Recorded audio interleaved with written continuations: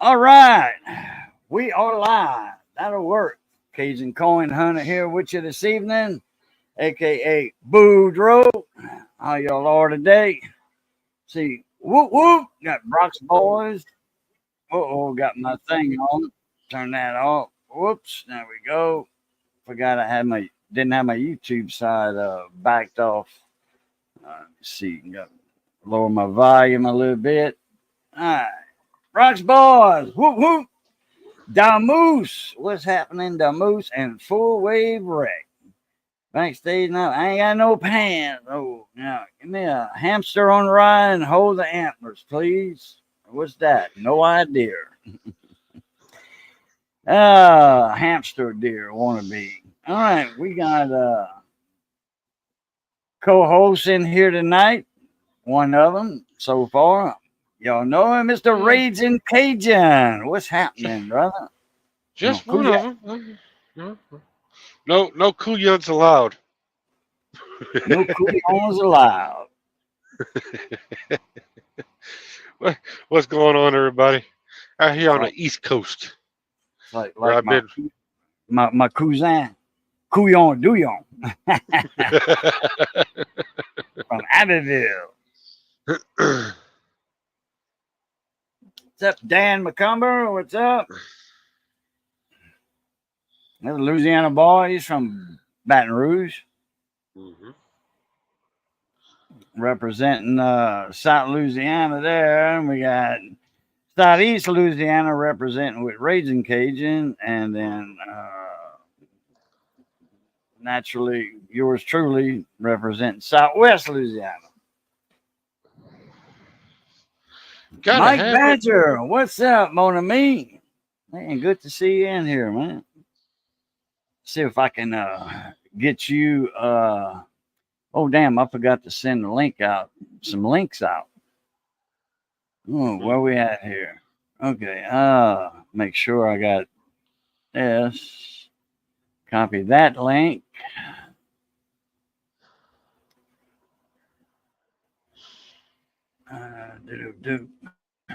Saying Raisin. What's up? You saying something, and I think I interrupted you. Oh, okay. I gotta do my email here and get a couple of. There's my honey, Miss Missy. Missy, what's going on? Been going back and forth between Winsett, North Carolina, and Melrose Park, Illinois, all week long.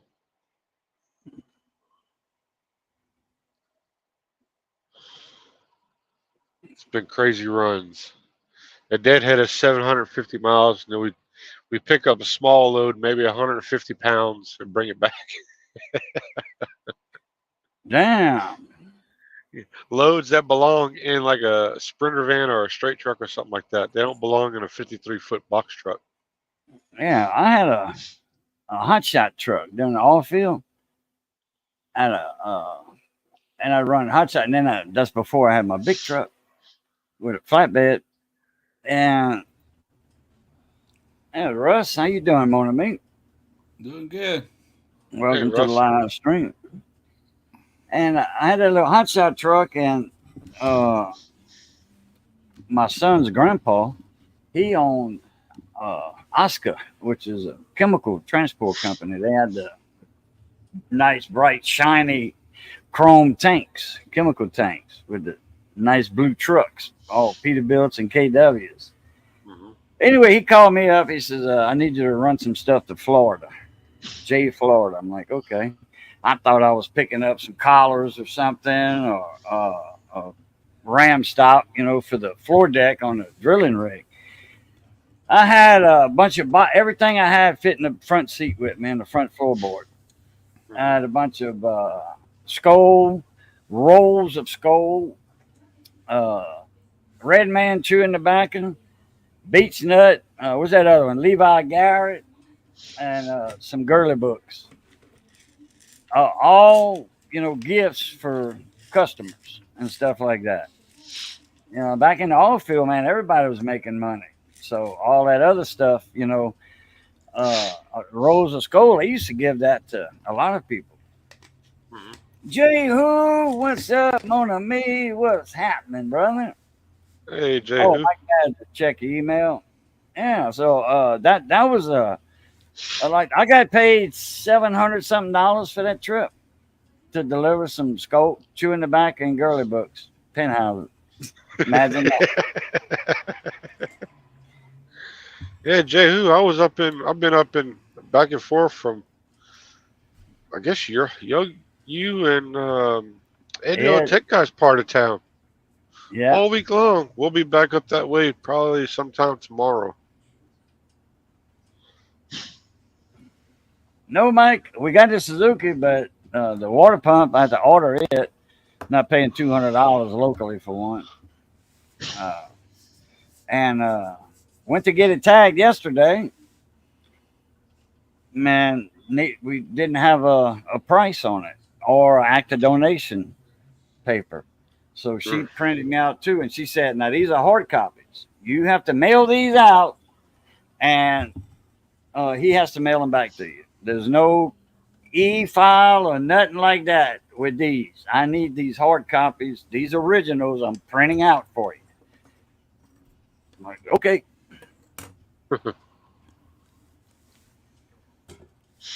They're It's just all the state filled of the house. Tennessee. So it'll be another few weeks before we get it tagged. Yeah, waited this long. Why not? You know. Uh, That's ridiculous what they charge nowadays. I remember back in the day, man, you could buy a water pump for $20. yeah, yeah. You Days know, are over. and a lot easier to change. Oh yeah, Like a 302, V8. You right know, there in front. rip the fan off. Get the pump off. Boom. 8 bolts, 7 or 8 bolts. Get the other pump back on. Put the fan back on. Might change the thermostat while you're at it. That's easy accessible. 302, they're right there. Yeah, You know, front center. 327, right dead front, almost front center. that's right. 710, all upside down. Red Man used to be my chew till I gave it up. Yeah, yeah. Well, I'm almost 2 weeks. We're not smoking, so I'm cigar free. I find That's a good myself thing. every now and then, looking. Like, what was I looking for? Oh, a cigar. Oh well, no. I kept my ashtray in front of me, not in front of me, but where it usually stays on the side right there. I kept that there for a week. And finally, I just said, well, I don't need that anymore. I put it on top of it way over there. No, it's in the sink, and Missy had washed it. So put it up so, if anybody comes over and they smoke, they'll have an extra ashtray. But it doesn't bother me. Ann was smoking, Missy's sister. She was smoking. It didn't bother me. And I mean just quit cold turkey, because I wanted to. Yeah, cold Yeah, turkeys. smoke free's better in the long run. Yeah, My doctor said the same thing. He said, if you quit smoking now, but he told me this like 8 years ago. He said, if you quit smoking now, it'll be a lot easier on you later. Mhm. Which, yeah. No, I ain't. No, like I said, uh, cold turkey, nothing. No patches, no vaping. If I'm going to spend money vaping, I might as well just smoke my cigars. My Right. cigars are cheaper than vaping. My cigars are $15 a carton, not $15 a pack. So I mean, we don't have all that big tax down here on tobacco and stuff like all the other states got. $15 for a carton, that's cheap. It's not because of the price of smokes that I quit. It was because I wanted to. And I almost quit when I was in the hospital a while back. You know, I stayed a month without smoking in the hospital. Didn't bother me. We don't need no stinking patches. That's right. That's right. You see, Jay, who you said you was fixing to do a job just tomorrow, or is that tonight? Wait, oh, you still got an hour of daylight left, hour and a half of daylight. Uh-huh. Let's see if I can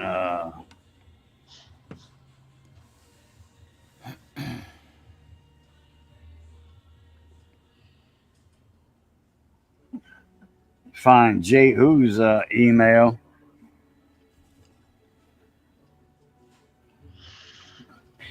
I wouldn't be driving in that damn weather that's up there right now. I promise you that. I forgot Jay who's email. He said tonight. There it is. I got it.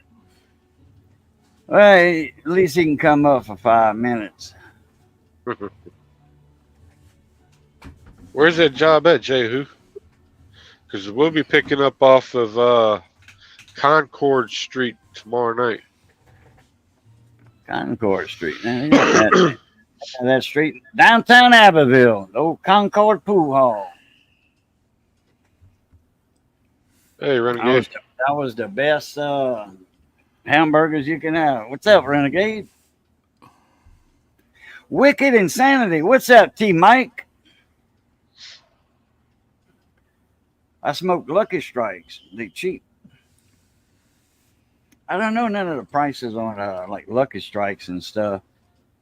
I know Marlboro's like I think it's $7 a pack. Tobacco Plus over here. It's crazy. But I'll tell you what, I wish I had all the money when I was smoking cigarettes, and that's when cigarettes were still cheap. I think when I quit smoking cigarettes, right at 30 years ago, cigarettes were Probably $1.50 a pack, maybe. no, a little bit more than that. I think they're about $2.50, $2.75. And that's when I had my radio shop.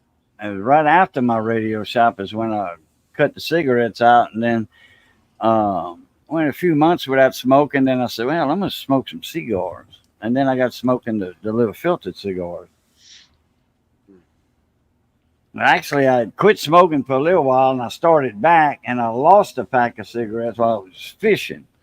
I been over to get something out of the water. We were in the Gulf, and I always wore a button up, like a Western shirt, but with a pocket on it, short sleeve, and boom, cigarettes fell overboard, and John said, I got a pack of cigars.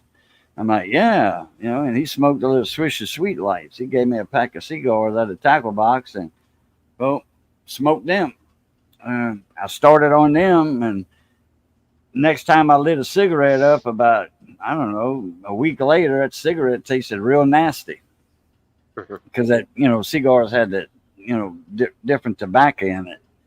Uh-huh. So I just started smoking the cigars. 99 cents in the 80s.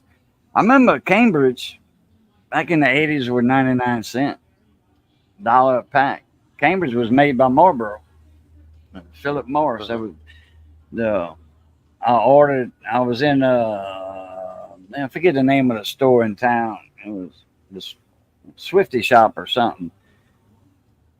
Ordered 2 packs of Cambridge Lights, and the guy turned around. He said, how long have you been smoking them? I said, I don't know, about 4 or 5 months, since they came out. I said, they're a lot cheaper than Marlboro. He says, yeah, you're right. And he was the cigarette salesman. He gave me a carton. Jehu, I bet you did re-roll your Swisher Sweets. Yeah. Randy, RXTX barbecue in the house, cigars. What's up, Randy? I ain't seen no big garfish lately, but they make some good patties. Garfish patties. Magnum cigarettes were 78 cents. Bolts, what's up? I quit Camels when they were $1.10 a pack. The only reason I went back to Marlboro from Cambridge because they had the mile program. They had the miles on the side of the pack. You save the miles and turn them in for merchandise. 1999. This guy must be My new tubes are called Bull Durham. My pop tree. I remember the Bull Durham tobacco in the little sack, the tobacco sack. That was some dry tobacco, man. That stuff was hard to roll. It was dry. If I had all the money I spent on cigarettes, not cigars are cheap, but on cigarettes, since I was 14 years old, yeah, and I'm 60.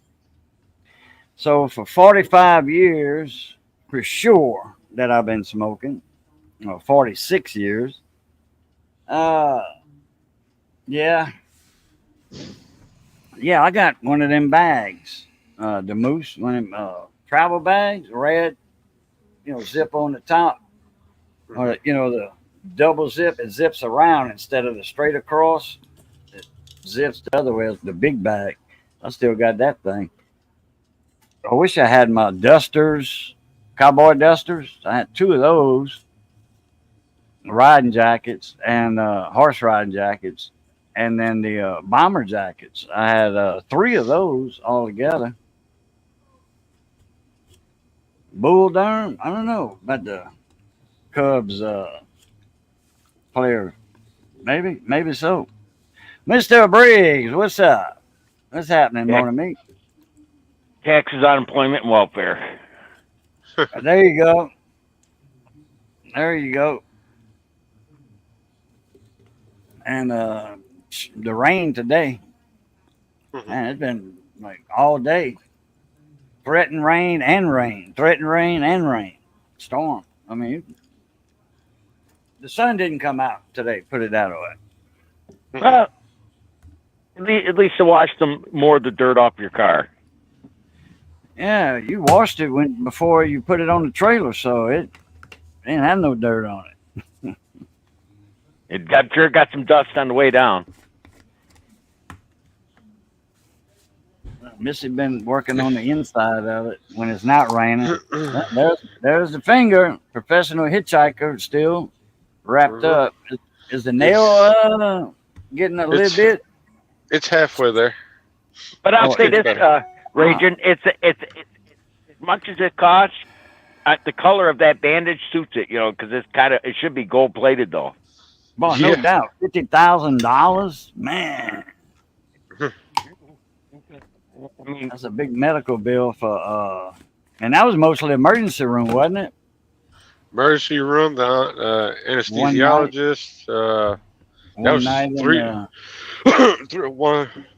one night in the emergency room, 3 nights in the hospital.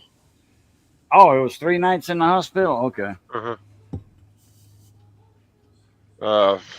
Anesthesiologist, all the medicine, x-rays, $10 blood for work. Tylenol.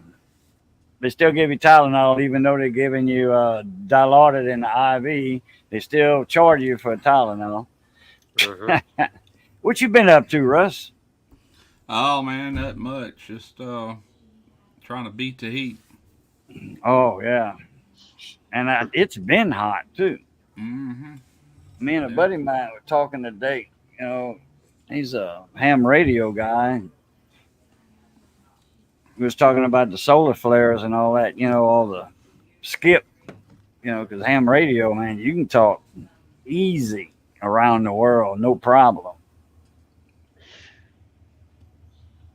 And that's one cause of the early heat this year. And then probably I didn't know all that solar flare. I know we had sunspots activity last year because we had a lot of skip, but I didn't know it was blowed up to this proportion. This level. Well, they said a lot of the warm weather, and I believe it is from the solar flares. Yeah. All that them solar storms coming off the sun, that heats up. You know, that's gonna heat us A lot up. of it. A lot of it came from all the fires we had last year in Canada. Thought that was year before last. No, it was last summer. Last summer. Well, I know they had fires last, but didn't they have fires year before last No, I wouldn't doubt it. in Canada? Yeah, because that's when old what you call it was up there, Turner. Yeah, he went there. He went there Fire last diesel. summer. It was last summer. Yeah. I thought it was the summer before that. Uh-uh. Because he went missing for a little while. You remember? Yeah, last summer. Okay.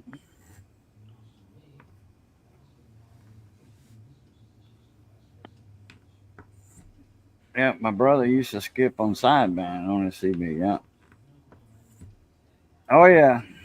Now you get You're way down in the frequency, get down to 7 megahertz. You know, which is at like 40 meters.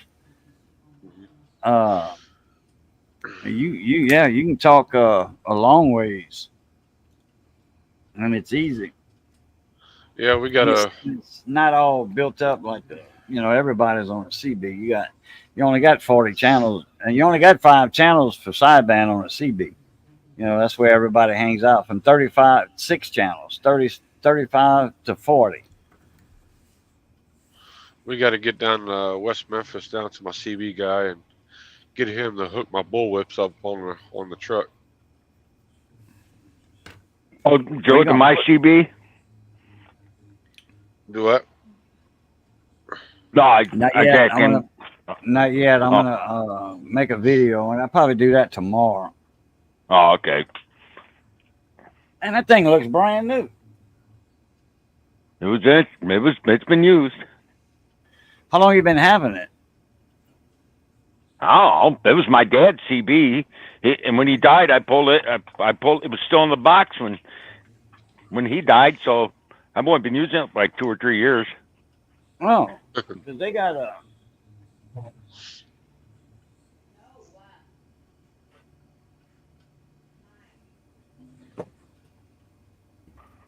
I'm gonna make a video tomorrow on it when I open it up.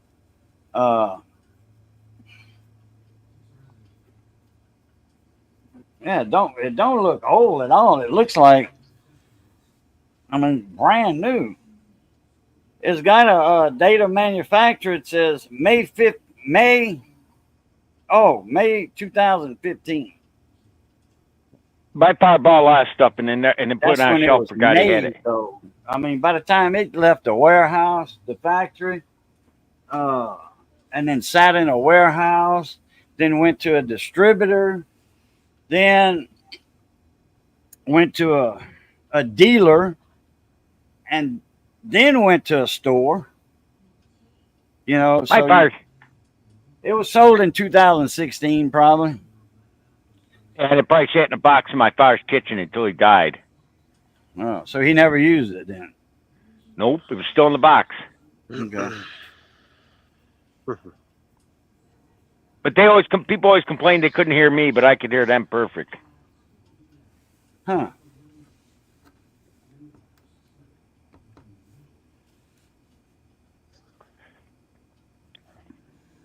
Well, I'm gonna make a video on it tomorrow. I might do it live. Might do it. I think I'm gonna just do a video because I can move my phone around on the tripod. You know, I'm gonna look at it here, and then I'm gonna go to the workbench station where the signal generator is, and we just got to see what's up with it first. See if I got to change any parts because my soldering stations are on this end of the work area over here. Then I have a work table in between me and the actual bench, electronics bench, where all the test equipment is. Oh. Oh, President. Yeah, same thing. Uniden, President, Cobra. Same radios. Different name. Uniden is Cobra. Uniden makes the boards for Cobra. The PC-77 President and 78 is the same thing as a Cobra 29. PC66, same exact radio as a Cobra 25 LTD. Oh, okay. On the wall, 357. What's up? Oh, you're gonna laugh. The parts store called me a little while right after I hung up with you and said, "We can get you that water pump tomorrow in 2 days." They said. I said, "The car's already gone, dude." So what'd you do? Call for a water pump? Yeah, I was calling around to see how much because I wanted to fix it before I sent it down there. But you know how it is. You can't get it in 2 days. People think I sat down there without fixing it because I didn't want to, or didn't know how. It's good. You can't get one that easy. It's not that easy. It's not like a Chevy or a Ford or to just walk into a parts store and get a water pump or a Suzuki. Right. Yeah, because It's not that easy.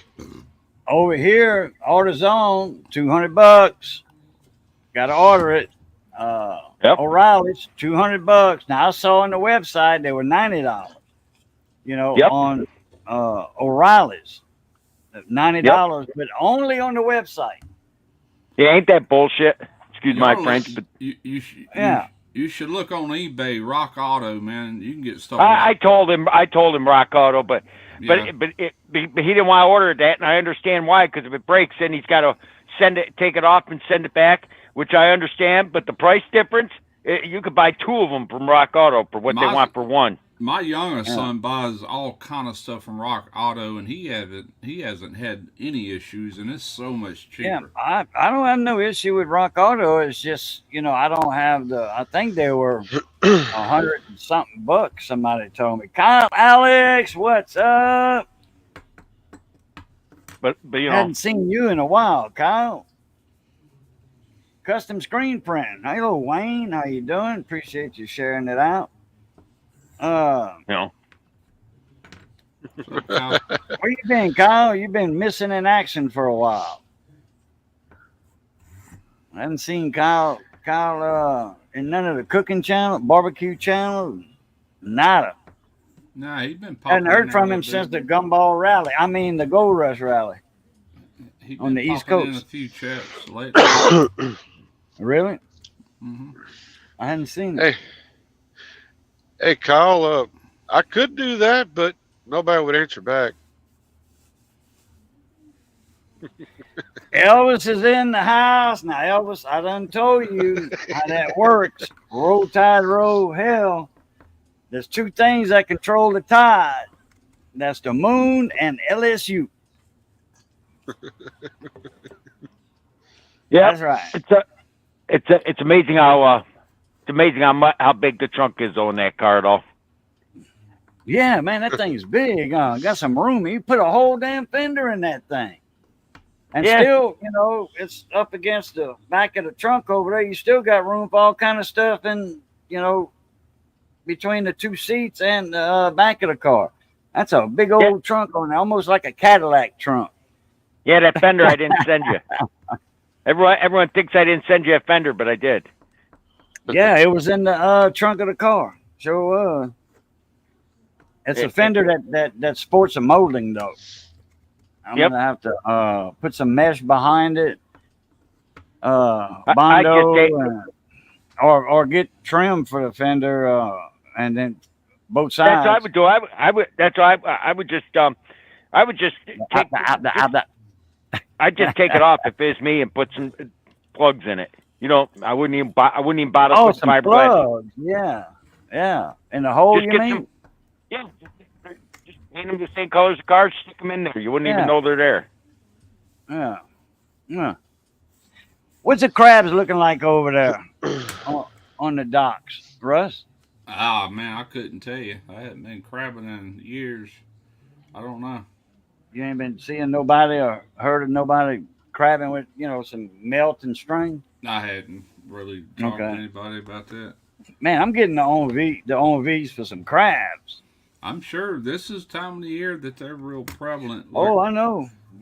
They're probably catching them. I just haven't. When I had the sailboat, we went down there to where we had it docked all the time, and it's a long pier before you get to where the boats are docked.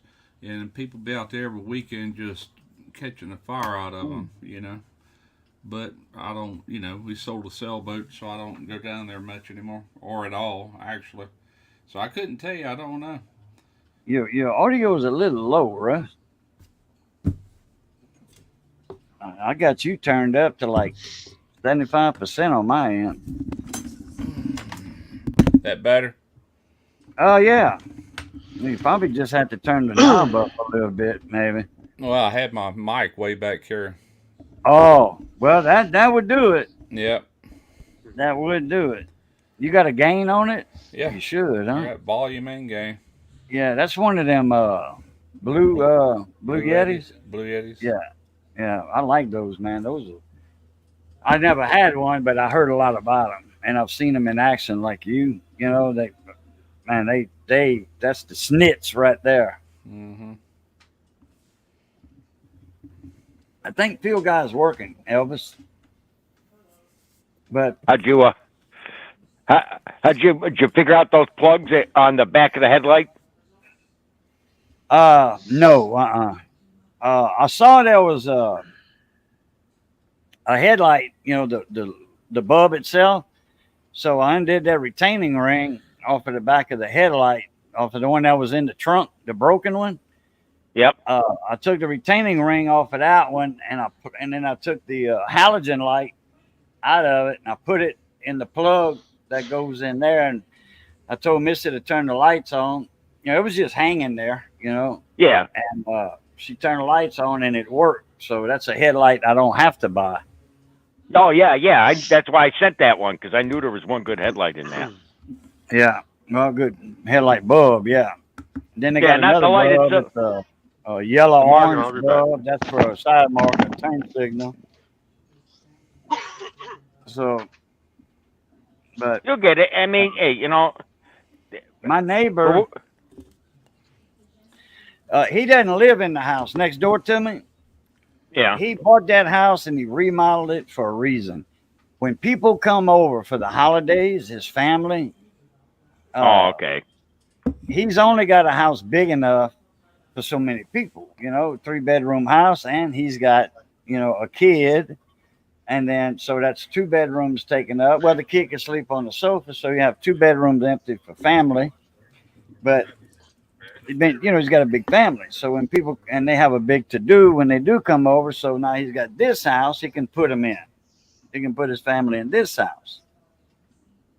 Some of them, you know, and then some in his house at his house. So, but anyway, he was over cutting the grass a couple of days ago, day before yesterday, and he had saw that I got the car, and he was like, "Man, when you need some help on that fender, let me know." He says, "I used to do body work." I'm like, "Oh yeah, you know."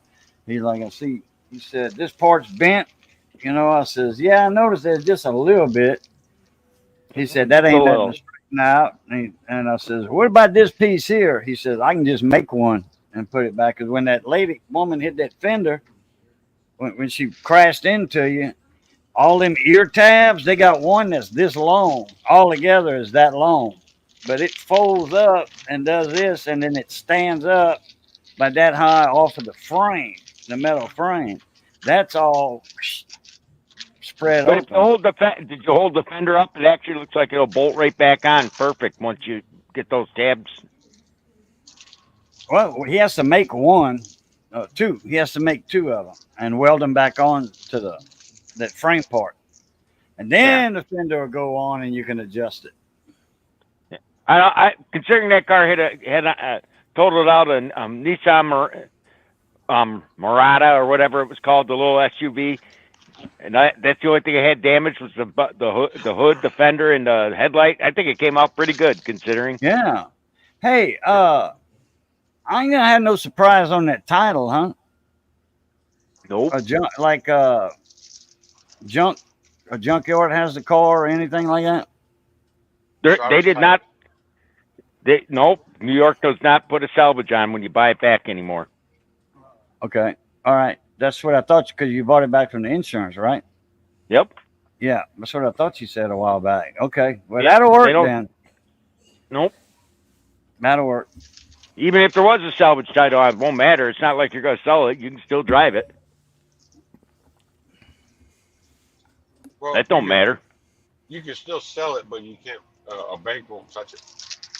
Yeah, nobody wants. They know it's been involved in a wreck. It loses all its It value. don't matter. No. I hate to tell you something. If you go to Carvana and type in that car's VIN, you know what they come back for an offer for that car?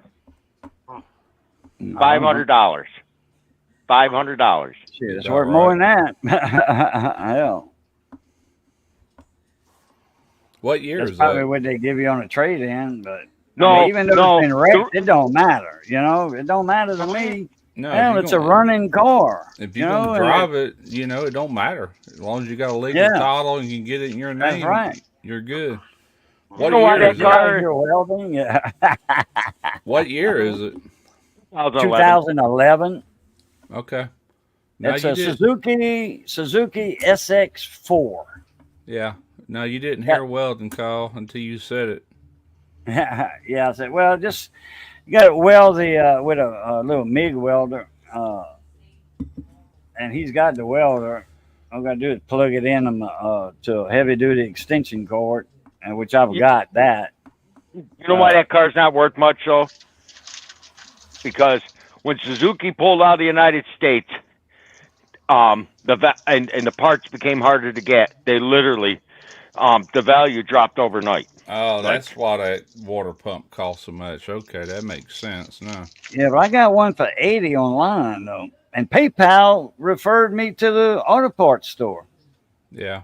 I just had got an email a few days back, and instead of sometimes I'll PayPal, they refer a store or something. I didn't know what it was pertaining to. When I opened the email, PayPal says spend $100, save $10 when you order $100 from this store. I opened the email, and just so happened it was a parts house. I don't get emails like, let's say I'm on Amazon. I did it earlier. There was something I was looking at. I forget what it was, $400 and something. And anyway, I got this thing on through Google Chrome. It's an app, and it'll pop up where you can save money somewhere else. And this one thing showed where I would save $30 something. So I clicked on it. It takes you to a whole nother website where it's Right. cheaper than what I could get on Amazon. I'm like, that's pretty cool. It does it on everything. Sometimes there's no kind of discount, but a lot of times there is. I look at it this way: that for the year of that car, and considering where it spent its first portion of its life, that the body on that's in immaculate condition. Yeah, there's a little rust on it around the radiator, in the frame part. That's from all the radiator salty and all that. grooves, probably. Yeah, but he uses fluid film. Every year, twice a year, he uses fluid film, sprays it on his car, Okay. puts it in the air on the lift, and I put on ramps, but same idea. Yeah. ramps, yeah. But as far the condition of that car underneath is like brand new. That's good because a lot of cars up north, man, you better look them over in a hurry. You know what I'm saying? My boy bought that ain't a no truck doubt. up there. We lived in Illinois, and we're getting ready to leave Illinois and come back to Mississippi permanently. And I had my van, and he had that little truck he bought, and I'm sitting there looking at it. I said, man, that bed and that cab is doing this, Yeah. We got down there and looked, man, them It was frames, cracked. the tops were still attached, but the sides and the bottom was ate out. I went, holy crap. So we went to a hardware store and bought a bunch of heavy chain and some turnbuckles, and I found where it was good on each side of that and pulled them in just as tight as I could get them. And we got it home, and I rented a welding machine to bring to my house that I had there in Ocean Springs, and we scabbed steel all up in there. Well, we took the bed off, jacked it up, got it level, and repaired all that, then turned around and sold it. So you need to get rid of that piece of crap, man. It ran good. Well, Just it's too much rust. You need to look at the video that Cajun did on that. When it was picked up, the underside of that car is like brand new. That's good. That's real good. I guess you got to do that if you live up there where it snows a lot. We don't have to deal with that down here. Used to be back in the 60s and 70s, just the salt air being down here and the humidity, it would rust cars out, but it don't do that no more. But I'm gonna send Cajun some fluid film to respray up under the front. Yeah. That's all you have to do. He's gonna have to spray, keep spraying it because it does have a little slight rust there, like he said, near the radiator support and the control arms. Yeah. And if you don't spray it, it'll just start rusting and keep rusting. I can remember my dad, every time he bought a new car, the first thing he did was took it somewhere, I don't even know where, but got it undercoated. The whole thing undercoated. And undercoating causes rust. Oh, does it? Okay. Well, this is back in the 60s and 70s. But it actually holds in the moisture and it keeps it rusting. I don't know. He'd do them when they was brand new, unless they were wet or something. I don't know. Makes sense. But even back then, that I don't know if you remember, we had the same place called Z-Bart. Yeah, And, yeah. And they guaranteed a lifetime guarantee against rust. Lemonade and lean off the dock. I'll be right back. I don't think he did it because of rust. I think he did it to make it a little bit more soundproof coming from road noise. I think that was his goal by even doing that, but he'd do every car like that. A lot of people did back in them days. Nobody does that now. No.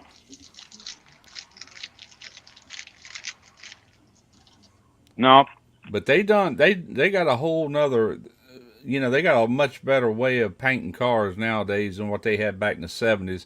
I don't care what you bought. It was going to get rust on it. And I'm talking about the kind that eats through like cancer, on the body. It just, man, everything did. But at some point, they got way better at prepping that metal. I don't know if they got some sort of special primer or what on today's cars, but they don't rust like they used to. Thank goodness. No.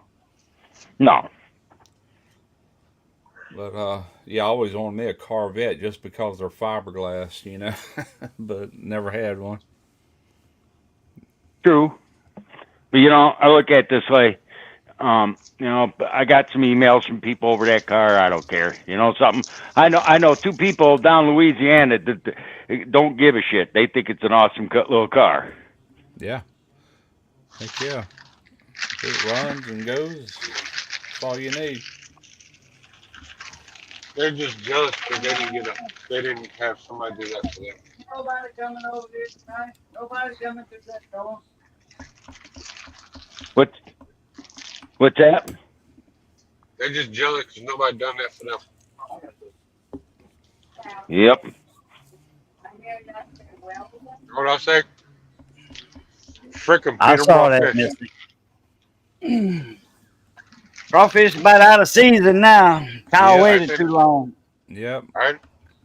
I can still get some, but they're a little pricey. About $50 a sack. I always said that end of June that's the end of the season for most people, You can still get river crawfish all summer long, but I've seen them all the way up past July 4th. Yeah, that's what I say. Trucks and trailers full of crawfish coming from Oakdale area, like by Oberlin. Yeah, well, here in Mississippi, the people that get their crawfish from over there, it's pretty much over with by the end of June. Nobody's even thinking about crawfish after that, Yeah. So when they start getting hard, now they shut down the ponds then, the lakes. Yeah. They call them lakes up here. We call them ponds, rice fields. Rice fields, that's what I call them, rice fields. Yeah. I watched that one guy. Ponds. What's that YouTuber? I think I'm the one that told you about him there in Louisiana. He goes out with them professional crawfish guys. Yeah, you're talking about Cape Fred. Yeah, Cape Fred. And them guys was catching all kind of river crawfish like in August and stuff. So I've seen that guy he does with, I forget his name. He's from Hannison. In Boudreaux Bridge, Hannison. Area. They do the basin crawfish. They in the swamp. And they're getting them red basin crawfish. Man, that's good crawfish. They just as clean as they could be. They ain't got all that mud stuck to them like these rice field crawfish. Well, over here, they got the crawfish pond. They deep. They don't have mud. these guys, it depends on who's crawfishing. Yeah. When you pick up that cage, you shake that cage, and you shake it in the water. Mm-hmm. And I've never had no problem with muddy crawfish here. And I've had my own crawfish ponds years and years ago when I was, in my 20s, Yeah. and never had no problem with the mud. Them ones, well, I did not, a month ago, whenever it was, my son bought them at Bozo's, and we've always bought crawfish there. But Oh man, yeah, they were they muddy, huh? cleaned them and cleaned them and cleaned them. They had mud just Damn. even boiling them wouldn't get that mud off. It was Yeah. that freaking muddy. It's like, golly, man, that's the dirtiest crawfish I ever seen. They tasted good. They wasn't gritty or anything like that. They just, man, they were like living in mud. He said that wasn't no females with the eggs under them. No, this is mud. Damn. It dirtied the water up, I told him, I Yeah. said, man, you ain't got that batch clean enough. Look at this water. It got dark.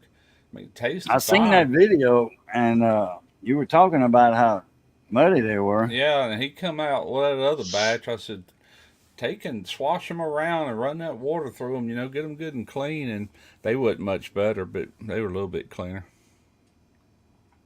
Anyway, they tasted fine, though. Everybody enjoyed them. I got a guy up in Murfreesboro, Tennessee.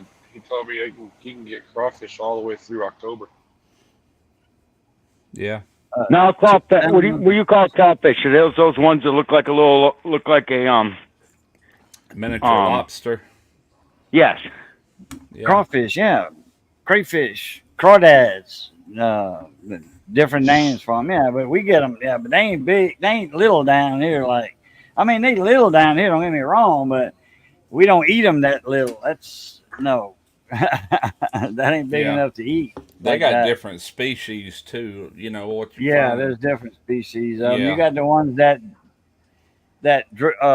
dig a hole in your yard and you got a mud chimney sticking up out your yard like that. That's those thunderheads we call them. They got a little bitty tail and a big old head and big old claws. That's to move that mud, Get that mud out and they bury down in there. Look at this. This was last week. Oh. Wait a minute,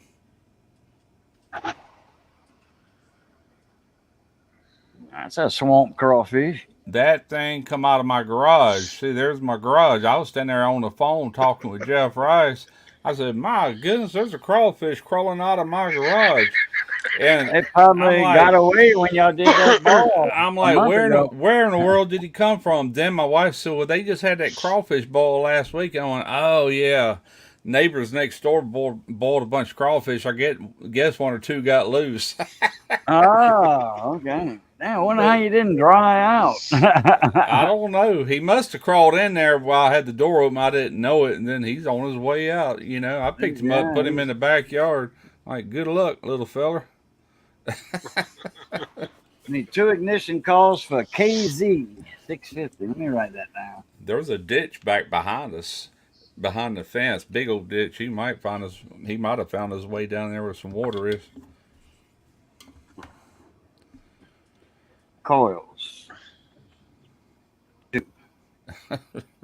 Louisiana scorpion. There you go. All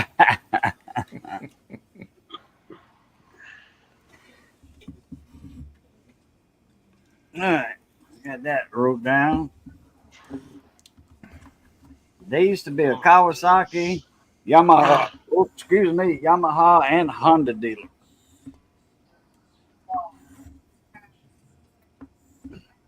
How much would you charge? Yeah, I'm going to answer your question. I was fixing to answer it earlier, but I started writing stuff down.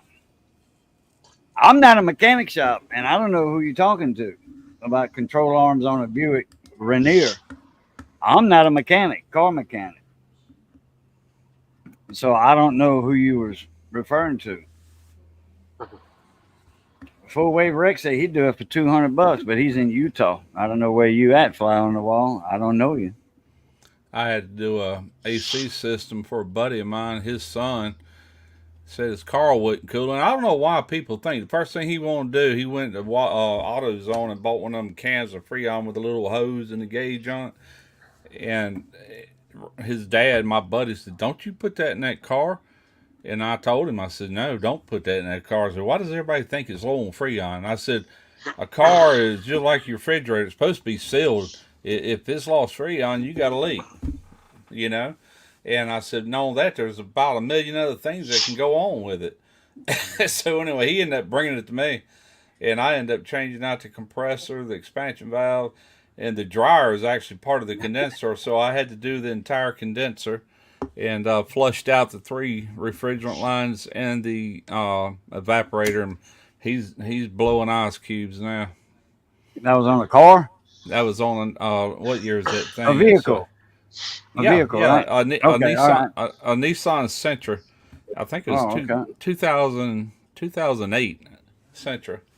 But his compressor wasn't pumping.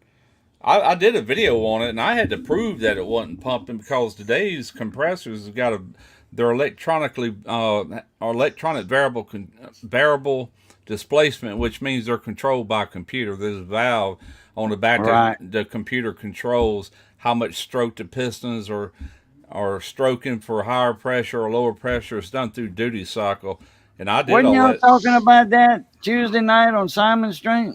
I don't remember, but that video shows how I had to prove it before he went and spent that much money on a compressor and everything else. That's about Yeah. $800 in parts. Now he Yeah. knows somebody that got them at their price. He paid about half that. He paid me a little bit to do the work, and I wasn't expecting nothing. I mean, me and him do favors for each other all the time, but he paid me too, so that was cool. But yeah, You gotta admit though, the modern systems are a whole lot more reliable than the old ones. Oh man, they are. That's what I told my son. He brought his car here yesterday. I hooked up to it today, and at idle, it looks like a weak compressor, but not really. As soon as you get into it, I had my wife come out and I said, "Bring it up to about 1500 RPM." Man, that suction pulled down, and I put a thermometer in there, and it was blowing 44 degrees and cycled off. I said, "This car is cooling," but when it's sitting there idling, it don't cool good. But that's what all cars did back then with You're those right. kind of compressors. They all suck at a red light. You can feel it. Yeah. You Oh, can yeah. feel it warm up, and as soon as you start going, it starts cooling back down. Yeah. But today's compressors don't do that. They just Yes. I they're- did some air conditioning work on Johnny's Jeep yesterday. Yeah. He brought us to go to the DMV and the store. I mean not the DMV, but the title place, which is right there next to Super One, yeah. big supermarket. It's not next to it. It's Miss Becky Dago years ago bought a piece of property on the side of that parking lot underneath the trees. She put a modular building there, Mhm. like a bank. It looks like a bank. Her Yeah. building, but anyway, she sold it to Thibodeau's title, Yeah. which is a major. Hers was Dixie title. I don't know why she named it that instead of Cajun title. That name was probably already taken, but after she built it up, making driver's licenses and doing the plates and all that, she sold it. She sold it for a lot of money. But like Yeah. I said, she bought that property that was off of the parking lot. It wasn't on the parking lot of this place, Super One Foods. So she sold it. She made her money with it. And sold it for, I don't know, probably $600,000-$700,000. You just don't sell the building; you sell the business too. Yeah. That's why you get so much for stuff. Yeah. You still don't know who I am. I wasn't big enough. It wasn't big enough hint when I first came to your channel. Hell was in here, and I said the light mic and suck. Yeah. Oh yeah. Yeah. I got you, Fly. I got you. I bought that tool just to make sure that compressor was tore up or if it was a computer issue. Oh, there you go. Yeah. And it's definitely computer. I mean, definitely compressor. Johnny just needed some Freon in his, and he was like, "Isn't that blowing that cold?" I said, "Man, bring that thing up to about 2,000 RPMs." And he was like, "That much?" I'm like, "No, it ain't that much." So he got it up to 2,100, and I'm like, "See, that motor's just easing along at 2,000." So I can feel that can getting cold. I'm like, oh, I'm out. I'm out of Freon. Yeah, You gotta admit though, that Suzuki blows cold air. Oh yeah, it does. It does. Brankston the Snake Fiend, there he is right there representing Northwest Louisiana. Shit, I got to get me some AC gauge set. I've got some house gauges for residential and commercial, and then I got my car automotive gauges out there in the garage. You got a vacuum puller and all that? Yeah, right over Got the there. recovery unit, I should say. I don't have a recovery unit. That's $1. Yeah, they are. My buddy had to take it to an AC shop to get them to suck out the refrigerant. Most of them will do it for nothing because they get to keep the refrigerant. Yeah. You know, so most of them will do that for nothing. But that's the only thing I got to get, and I can get a decent one for like $1,100. But How much are the parts? I'm just not ready to pull the trigger on that yet. William, what's up there, William? If I started getting a lot of AC work just by word of mouth or something, I'd go ahead and get one. But I got everything but that. I got the thing to flush the system with. I got everything. I got everything but the recovery machine. Oh, back to my question. Old boy said 200. Why is the mechanic wanting to charge me 700? Well, I'll tell you what. 2 control arms, front control arms, whatever. Like my Jeep, Johnny went through hell changing the bottom one. He didn't change the bottom. He changed the top one, the top wishbone. That was $100 by itself, and that's with his discount at O'Reilly's for that top one. And naturally the ball joint came with it, but control arms, they $100 a piece, and man, you play hell changing some of that stuff. Car mechanics are $100 an hour. Yeah, labor is ridiculous. It's crazy. And but think about it, the shop's got all that overhead. They got employees. They got. I'm talking about a legit shop. They're going to offer benefits. They got a building. They got power bills. They got all this overhead. They're going to charge you big time. Yeah. But so if you got somebody that knows what he's doing, they could do it at his house and charge you $200. But you got to make sure he knows what he's doing. And there's probably going to be because that's how much the parts cost. That's probably going to be there's probably going to be no warranty involved if a buddy does it. Full Weight was just making a joke. Yeah. A while ago. Because he's a HVAC guy. He's commercial. The Uncle Sam taught him his trade. Yeah. He was in the Marines, and they stuck him on HVAC, and like, there you go, commercial stuff, man. I tell you what, the Army, the HVAC in the Army, everything in the Army is different. Generators, radio equipment, communication equipment. That's all different, man. That's all made heavy duty, top notch stuff. I mean, you're looking at okay. Let me see. Let me get something. Real quick.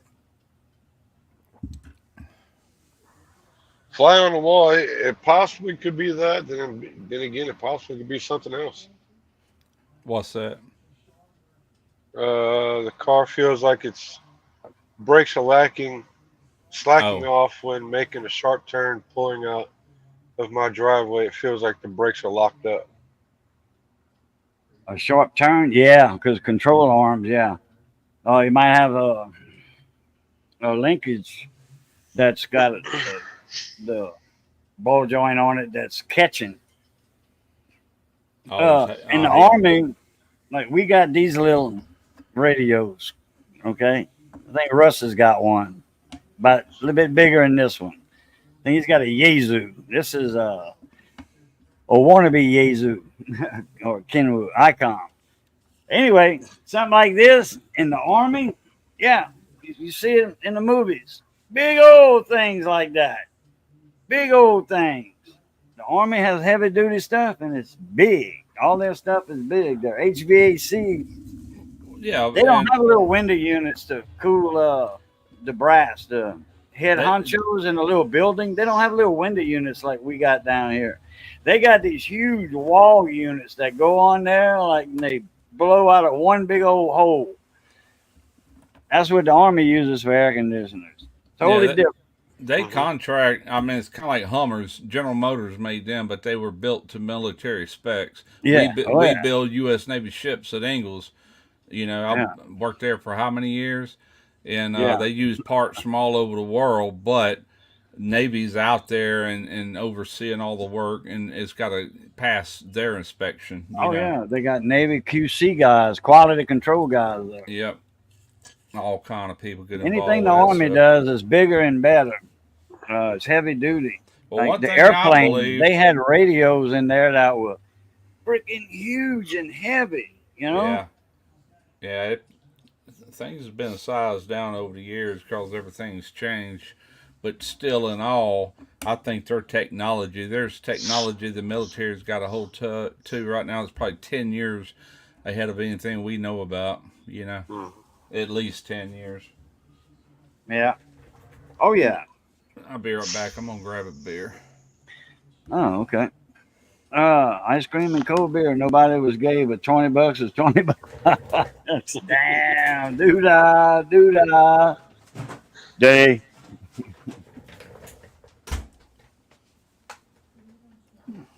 Fly on the wall. Damn, $20 a day in gas to get back and forth to work. That's a big expense. Good thing you make $30, $35 an hour. Got to work a half hour to pay for the gas. Damn. Yeah. Yeah. Trucks, man. It's just like working for $8 an hour, you know, and you got nobody can make a living on $8 an hour. Nobody, unless you got a roommate helping you pay rent. But man, you ain't got no money left over at the end of the month after a car note, insurance.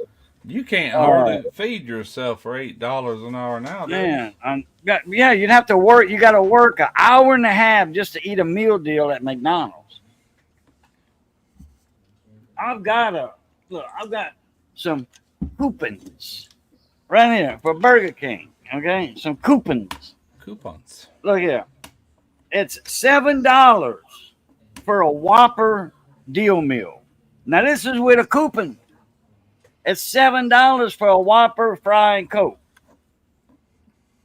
Just think, how much is it without it? It's $10, $11. I know. After the tax. Quick Wrench, what's up? Hey, Quick Wrench. I'll trade fuel bills with anybody out there. Okay. Even though I don't pay for the fuel anymore. Yeah, but you used to, though. But you was also, making more money, too. You know, that was your own truck. Yeah. But $7 for a Burger King meal deal. Now, this don't apply to New York, California. This applies to only this area where these Burger Kings are down here. Because I can imagine you go to California and LA, San Diego, $20 a meal. Oakland, that price is going to be a lot different. It's not going to be $10. It's going to be like 20 or 16 or. But yeah, so you're working for $8 an hour. You got to work an hour for your lunch, a whole hour for your lunch. I mean, don't take the hour lunch and just eat on the run. Eat a couple of bites here, type something. Eat a couple of bites, type something.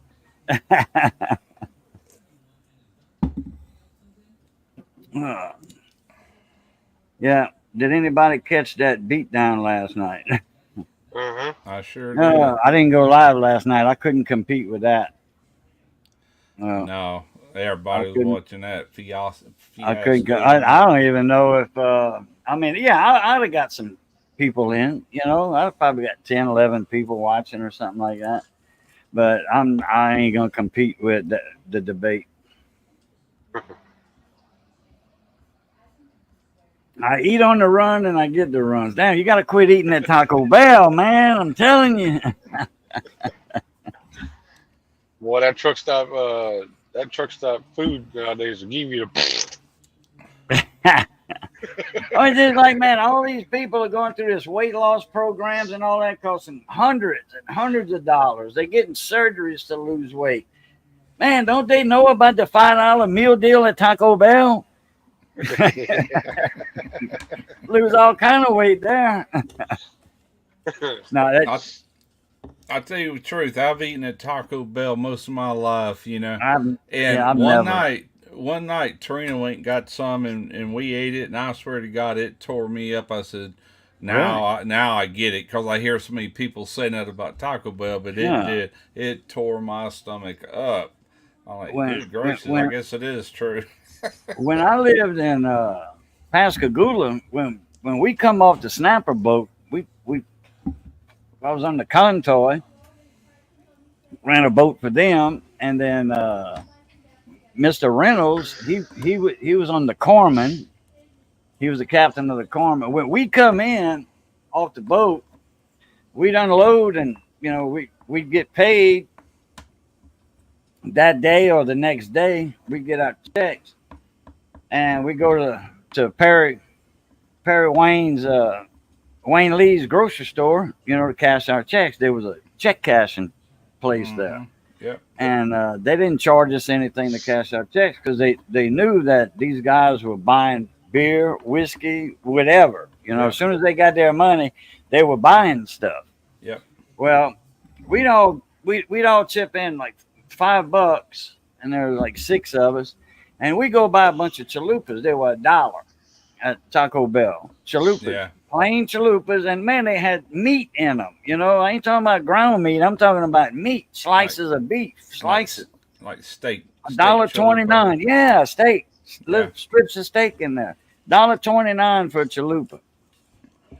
Buck a piece. Anyway, we'd get like 20 chalupas and a sack of Crystal Burgers. Yeah. I think it was Crystal Burgers in Pascagoula. It is. Yeah. Okay. Yeah, Yeah. we used to go in there when my boys were just boys, and we would order like 30 of them Crystal Burgers. They were dirt cheap back then, Yeah. and bring them home, and you could eat however many you wanted until you're full, and there'd still be plenty left, We still Yeah. do that occasionally around here. We'll just go get a big bag full of them. Love them things. So we'd get a sack of Crystals, which I didn't want to get it mixed up with White Castle. There might be some White Castles around Mobile or something, but everything around here is Crystals. I know up north, White Castle kind of rules supreme. But when we get off the boat, we do that. We had a bunch to eat. Nobody had to cook. Well, Taco Bell. I've ate a lot of stuff at Taco Bell. I've ate there. Mexican pizzas. Mm-hmm. When they would have them, because they only had them certain times of the year for like Yeah. McRib. They Like had the them McRib. last year. I did a video on one, and I went and ordered one to put in the video, showing how close I came. Yep. And then you did a McRib. I remember that. Yeah. You did it everything from scratch. Yep. And then you had your daughter-in-law, daughter-in-law, I think it was. That's Derek's was fiance. Taste testing her. Taste Candace. testing? Yeah. Yeah, okay. Anyway, hey, G Surfer, what's up, mon ami? Hadn't seen you in a month of Sundays. So, but I never got no backlashes from eating Taco Bell. Never. Yeah. I never had either till that one night, but I don't know if it's Taco Bell or if I was just getting a stomach bug. I love that chalupas. Now I'm not much on crunchy tacos, hard shell. So I've never ate none of their. I think I might have ate 1 or 2 in my whole life. Yeah. Because it came with somebody didn't want theirs or something, and I ate one. But I was always a chalupa guy and a Mexican pizza guy. I used to get them double decker. It had a hard shell and a soft shell. And the reason I don't buy hard shell if she goes to pick it up, no, this is a double decker taco. That's what it was called. And they had the Doritos. What was it called? Oh, the Dorito ranch Dorito shell. They had all kind of different flavors of Doritos. I like them too, but normally when Tarina goes and gets it and brings it back, I'll get soft tortillas because the corn ones get soggy on the bottom by the time she gets home. So I'll stay away from the hard shells. Unless I'm there. If I'm there, I'll get them. Actually, it was the cheese, the original cheese Doritos. That's what the shell was, not the ranch. Yeah. Yeah, there were, I'm trying to remember what they call them. Dorito Locos or something like that. Something like that.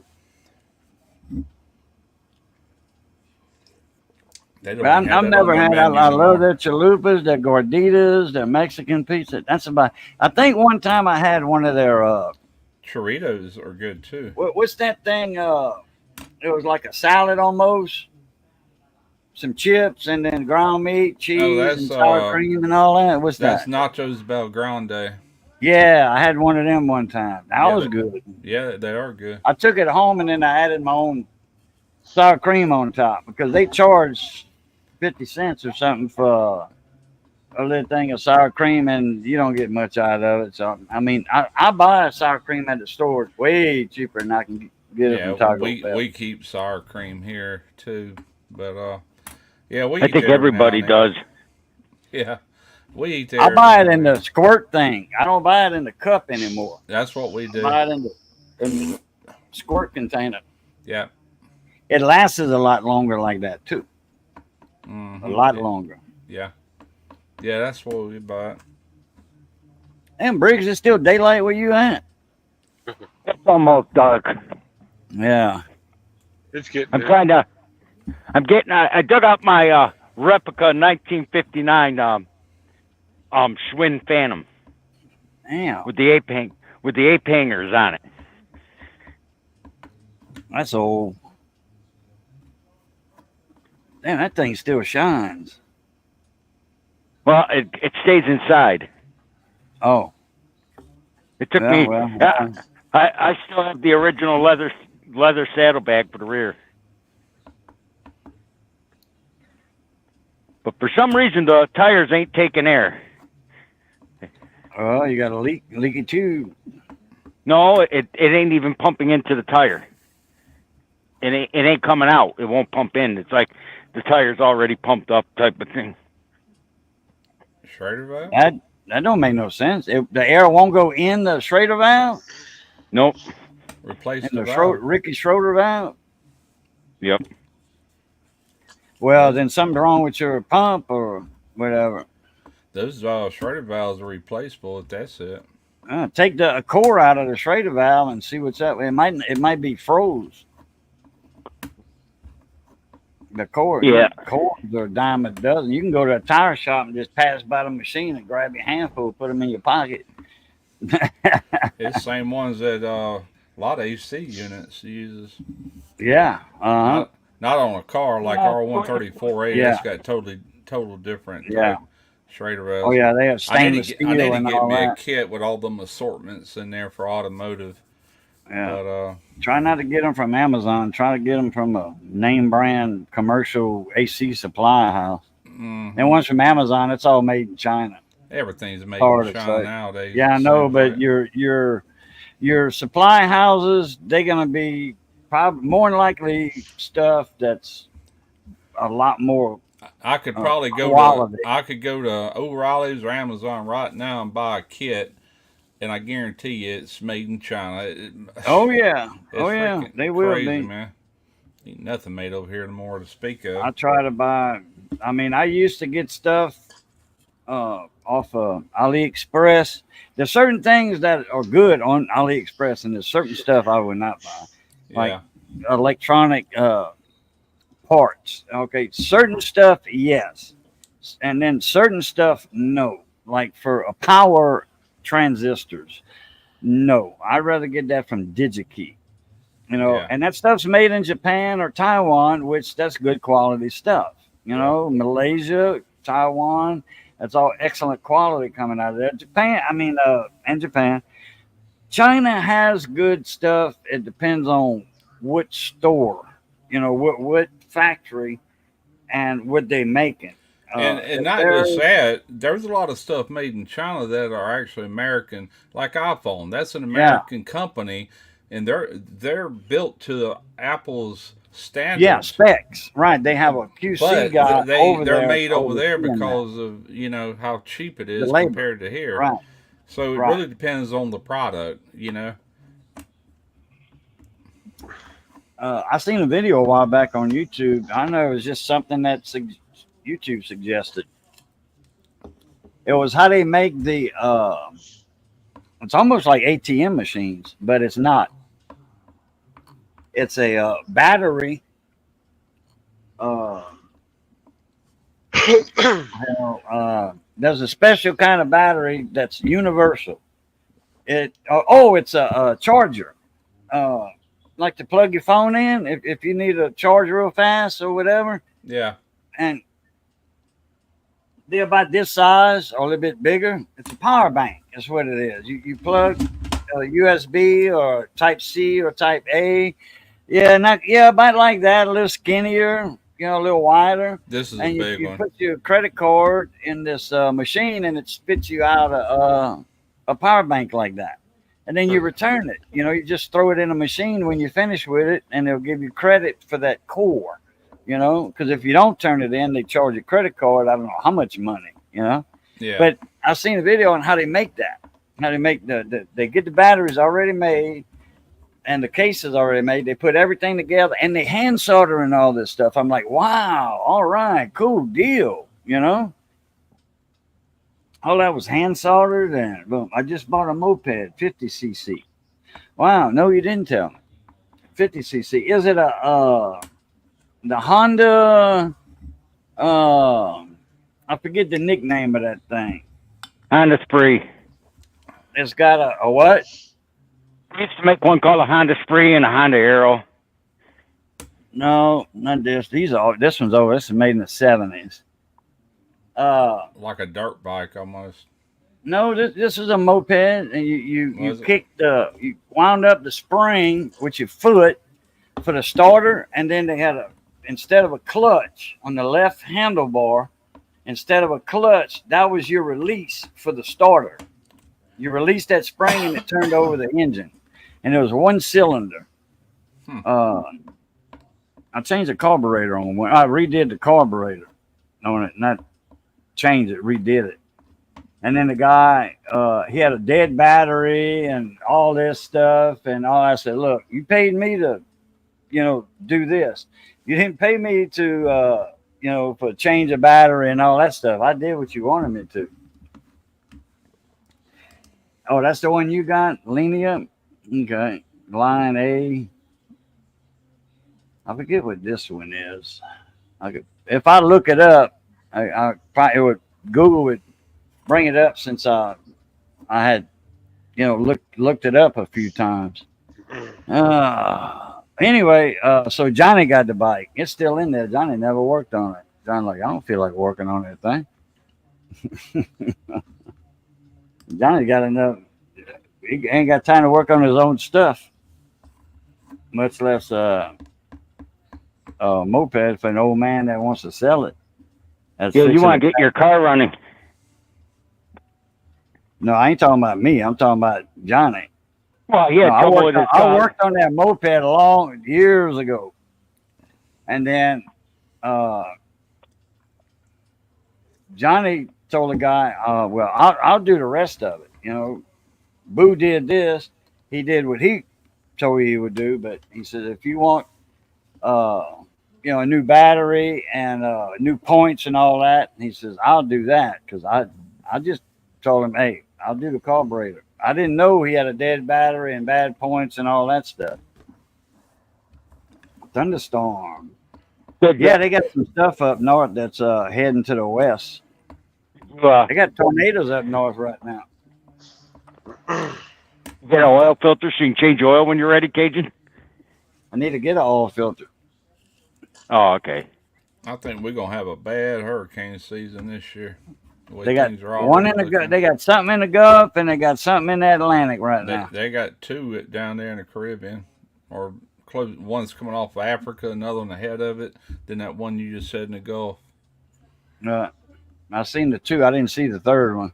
Yeah, I seen it yesterday. I mean, it's nothing but an invest. They just investigating it. It's nothing yet, but it could be. Yeah, Eh, yeah. It's just an invest right now. Yeah. Murder Mitten Mayo Monster. Hello, hello. How Yeah. y'all? I think that I think it's amazing though how they've come up. Everything modern is so much. Some things mechanically are they're harder to work on, but yet they go longer periods without breaking down. They do. I'll be honest with you, like automobiles, especially, every year that passes, they get to where you just about got to have a college degree to even understand anything, Well, about, because it's all computer control with not just one computer. This ECU talks to this body module over here, and that talks. You might have six of them on one well, car, and they're all linked together through a CAN network, and one little thing can go wrong, and man, you try to figure that one out. it's like that Suzuki. It's like that Suzuki. You know why I bought that thing? Because I was looking for a small car just like that, 4-cylinder. I wanted standard for running around town or a trip because it's good on gas. And all Yeah. and the Chevys were. I actually looked at a Chevy Cruze and they were like, I don't know, 17,000 Mm-hmm. with a 3-year, 36,000 mile warranty. If you bought the extended, it was 5 years, 50,000. The Suzuki came with a 7-year, 100,000 mile warranty, and it was 11,000.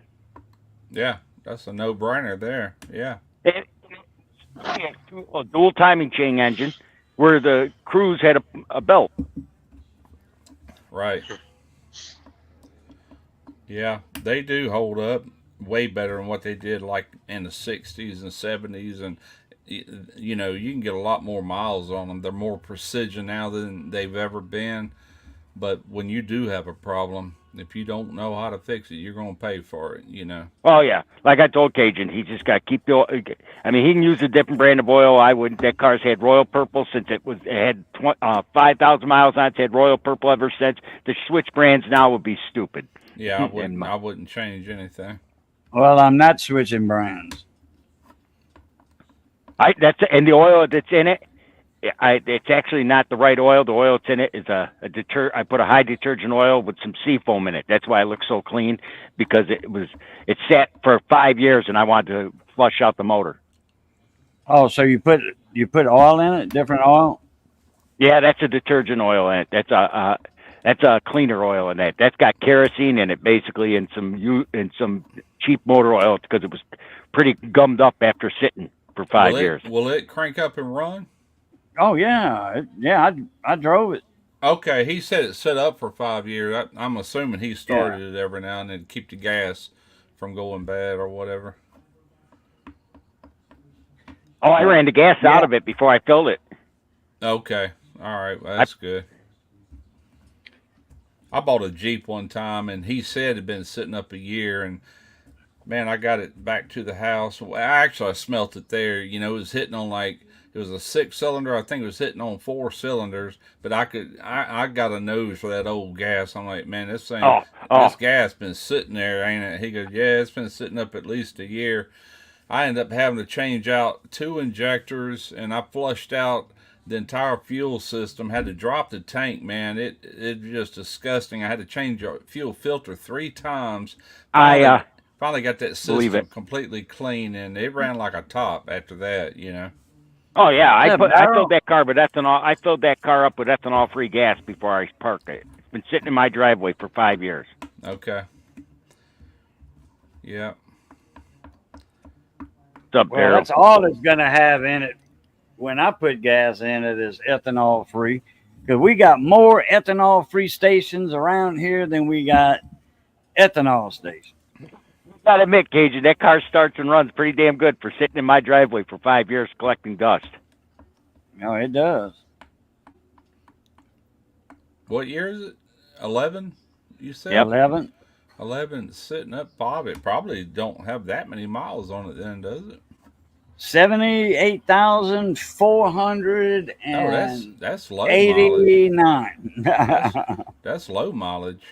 Oh, yeah, it is. Yeah, that's good. That means your drive train and all that's Hello. probably still really Yeah. good shape. And then it's got a 6-speed forward gears, one reverse. Oh, that's Okay. good. I can't wait till Cajun gets to actually really take that on the road driving. He's gonna have fun. I think he's gonna really enjoy that. Heck yeah. I just hope I don't need a clutch here in the next month and a half. You drove it. Missy Does the ain't drove a clutch? standard. Missy ain't drove a standard in a long time. Oh, you're worried about Missy burning out the clutch. I was gonna say at 78,000, it shouldn't need no clutch, but now I understand what you're saying. Yeah.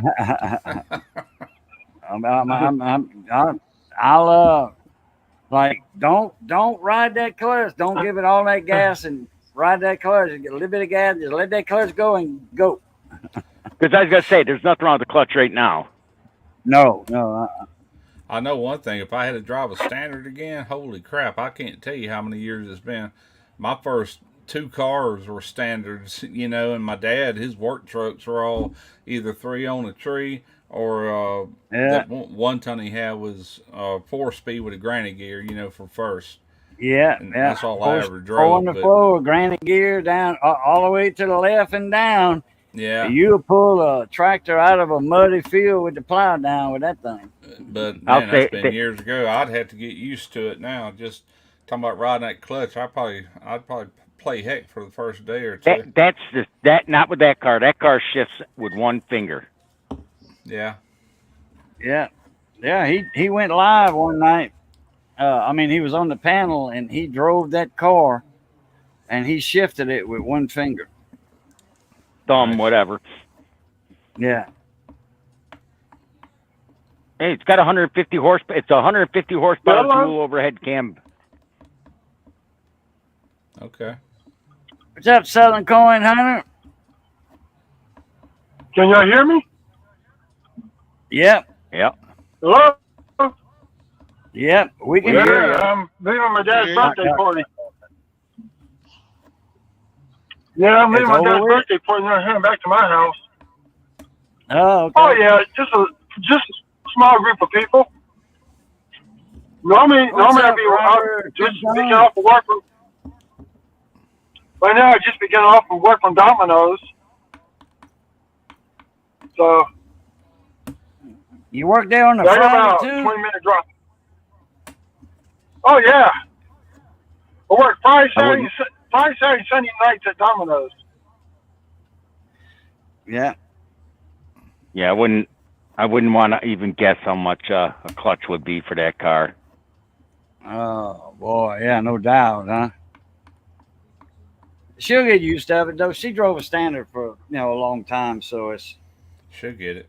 once you just It's like a bicycle, it's I like guess. this one Yeah, guy but said, you never yeah. forget how to do it. You might get Yeah. a little rusty at it, but you'll pick it right back up. Well, a clutch, she'll get used to it a hell of a lot quicker than the old manual. Yeah. Well, quick wrench. How much it would cost to change 2 control arms on a Buick Lanier, More than I'd want to pay. or just say 2 control arms on just say a Ford LTD Grand Marquis or with Crown Victoria, whatever. Somebody's curious. I would say probably about a mechanic shop. 2 control. I want to say probably 800, 900. We used to do them when I worked at that. Start off as an AC shop only, strictly automotive AC. But when I left there, we was doing everything, man. Pulling engines, pulling trannies, doing all of it. Did a lot of work like that. I didn't care for that kind of work, but we did it. Racking pinions, whatever.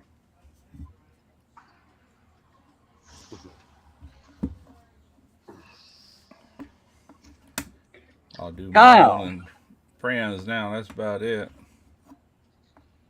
Kyle, did you pick up that car in Louisiana yet?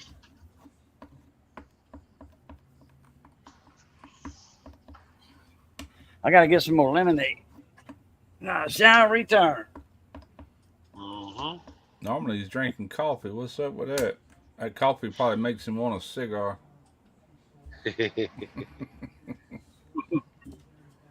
I I can't wait till he turns on the coffee maker that I gave him. That'll be funny.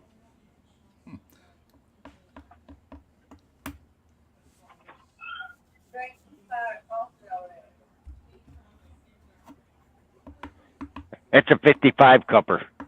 Oh, that's one of them big round ones with the Yep. valve The at the spigot. bottom. Yep. Yep. We used to have one of them in the pipe shop when I worked night shift, and everybody would chip in every week and give the guy that owned the pot the money. He'd buy the coffee, and we could drink. Had them little styrofoam cups, and all through the Yep. night we'd go over there and get us a cup and bring it back to our weld out table. That was a Yeah, long time McDonald's ago. used to have those commercialized coffee pot makers. We had the big one. We at McDonald's we used to have one of the big ones, Yeah. and then we had the small one for making decaf. So we had two big old sides filled with regular coffee, then just the decaf in little small pots. We Yeah. finally got rid of it because we're using that to make hot water from mopping the floors. Is this hotter than the water coming out of the water heater? Oh, I know. Yeah, I always wanted one of them bun coffee makers like that has a reservoir that keeps the water hot and ready to where when you actually turn it on to make coffee, it just instantly starts brewing.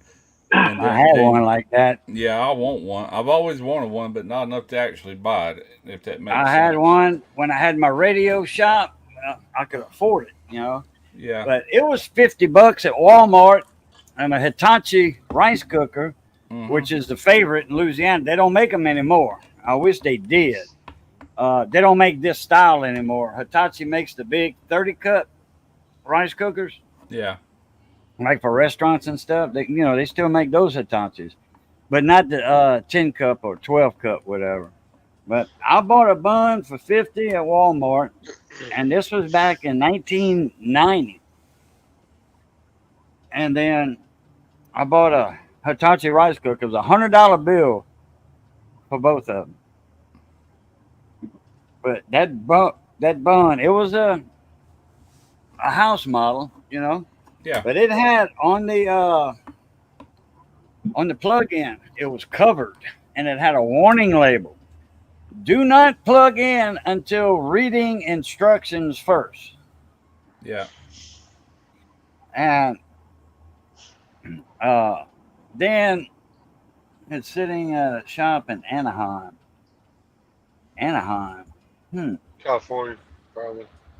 Damn, Texas? quick wrench. And 155 an hour. The dealers lost. around here don't get that much. That's Los Angeles, or right there by it. Or at least that's where Anaheim Stadium is. Post the Coastal Park. Oh, Texas. Okay, Anaheim. Yeah. It's getting Yeah. harder and harder to pull trannies these days. I'm getting old man. I can't near about do the work I used to do. I try, but I get it done. But man, it ain't easy like it used to be. So the bun coffee makers, it tells you on there, don't plug it in. It's got something on the plug that you can't plug it in right away like a regular coffee maker. Probably because They have that tank that's built in, and you don't want to burn it up. If it's Right. not filled with water, it'll burn that element up in there. right. That's what I was thinking. Yeah. So 185. 185 what? That's a quick wrench said an this hour. shop 100. Yeah. Yeah, Okay. yeah. I thought you were Dealers talking don't about get the that. temperature of the coffee. I think Mr. Bunn, Paul Harvey said that, he went to Bunn's office, and Mr. Bunn himself had a coffee maker that was all tore apart. And he told him what the perfect temperature of coffee was, water to extract from the bean, the grinds, perfect temperature of the water. And I think it was 185, something like that. So it was just kind of random that came up. So anyway, yeah, you fill that reservoir up. Then you run it a couple times to get that new smell out of it. And yeah, 3 minutes. I mean, because as soon as you start pouring that water from the top in there, it starts dripping out into the pot because of Yeah. that It hot takes water. they take 2 pots to fill the reservoir before it starts pouring out. Right. You got to right. fill the reservoir, and then when the reservoir is filled, you pour another pot in it to make sure it's full to pour in the pot. Then you Oh, can I plug it know. in. I know. Yeah, I had one, so I know. So I'm explaining just the regular part of it. Once you start pouring that water in, it's coming out in the pot to make coffee. Yeah. You know, it's making your coffee. That's what I like It about is. it. We got this one here, and I'll sit there and watch it, and all of a sudden I hear it sizzling, and I wait for it Yeah. to drip, and I said, all right, and coffee might be ready in 15 minutes if you're lucky, you know. Well, that Now, one I gave Cajun will take that. the That'll one take that 15 minutes. Briggs sent down, Scott Briggs sent down, it's about that big around. And hold on, let me get it. I know what kind he's talking about. It's got that valve on the bottom, whatever you call it, the tap. That'll take about 15 minutes to brew. Yeah, that's about right. But that's a lot of coffee it's Yep. brewing. That's it right there. That's what they used to use in the funeral homes and stuff. Yep. Probably still do. That thing is huge. Well, I look at it this way, Cajuns. You should never need another coffee pot because you can buy a thermostat for that for like $20 if it ever needed one. Yeah, it'd probably be the fuse that'll go out first before a thermostat. That's a heavy Yeah, but that duty one. pot. It's well made. The fuse will burn before the element. Have you plugged it in and tried it? Yeah, fusible link. I can't wait to run that big boo. I'm calling you on that run and probably will need to order a new tire. Oh, from Grumpy Tires? Grumpy Stack Tire.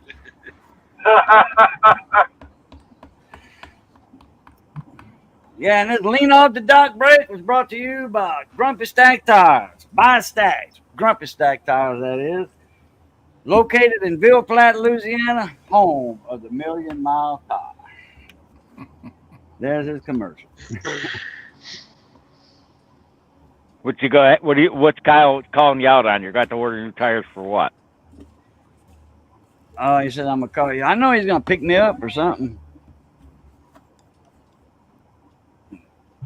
He was supposed to come down here and visit. I think Randy, me, and Missy.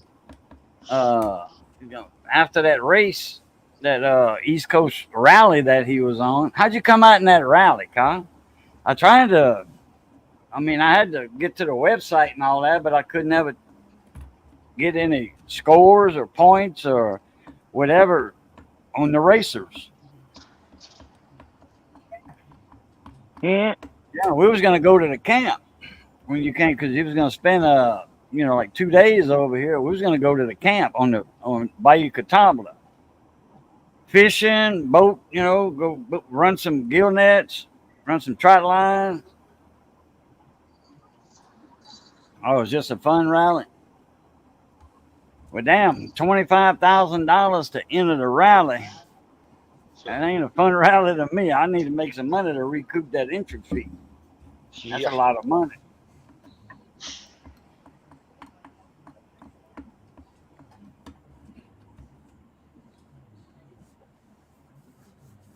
So the Super B is in Anaheim, which I know that Texas, by not far from Randy from RXTX. He wasn't talking about California. Oh, maybe Anaheim, California. I mentioned Anaheim, Texas, and then he said, yeah. Okay. I don't know if he heard me say Texas or not. At the racetrack in Anaheim, because they do have a racetrack in Anaheim by Trinity Bay. When you get off on Highway 70, I think it is, off the interstate. When you cross over the Anahuac, I think that's Anahuac. He says yes, and then it says no, California or CA. Oh, no, California. Okay. At my race race shop. Is his race shop in California? So, yeah. Okay. Yeah. Yeah, Okay. got a bad interview. I know they got a racetrack right there when you in Texas, coming from Winnie, Beaumont, Winnie area. heading toward Houston, when you cross Trinity River and all that, they got a place there called Anahuac, not Anaheim, Anahuac. You get off on Highway 70 there, and it brings you to that quarter mile strip. And they have an oval track there too, but it's famous. I mean, they've had the nationals that you see on TV with Force and all them, big funny cars and drag racers and all that, going for the world champions and all. They've had a few there at that track. That is a well-known track. Damn, where's Quick Ranch at that they get 235 an hour? Michigan. Oh, yeah, that's why. Right, they're like 150 here. Yeah, they're not cheap out there in Michigan, especially Detroit area. Yeah, but the dealers get two. That's dealers. He don't work for a dealer. He works. No, I said the dealer don't get 150 an hour. They get like 75, 85 here at our dealers. Shit, if they charge that much around here, yeah. Man, the dealers get 125 over here. They don't get that here. It depends on the dealer. I mean, the foreign dealers are 125. The American brands are about 85, 95 an hour. You talking about labor? Okay, labor charge. Yeah, great. If I had a dealer tell me $200 an hour, or even 150, I'd walk out the door laughing at him. I took 2 years of automotive tech up at college. I got a New York State inspection license.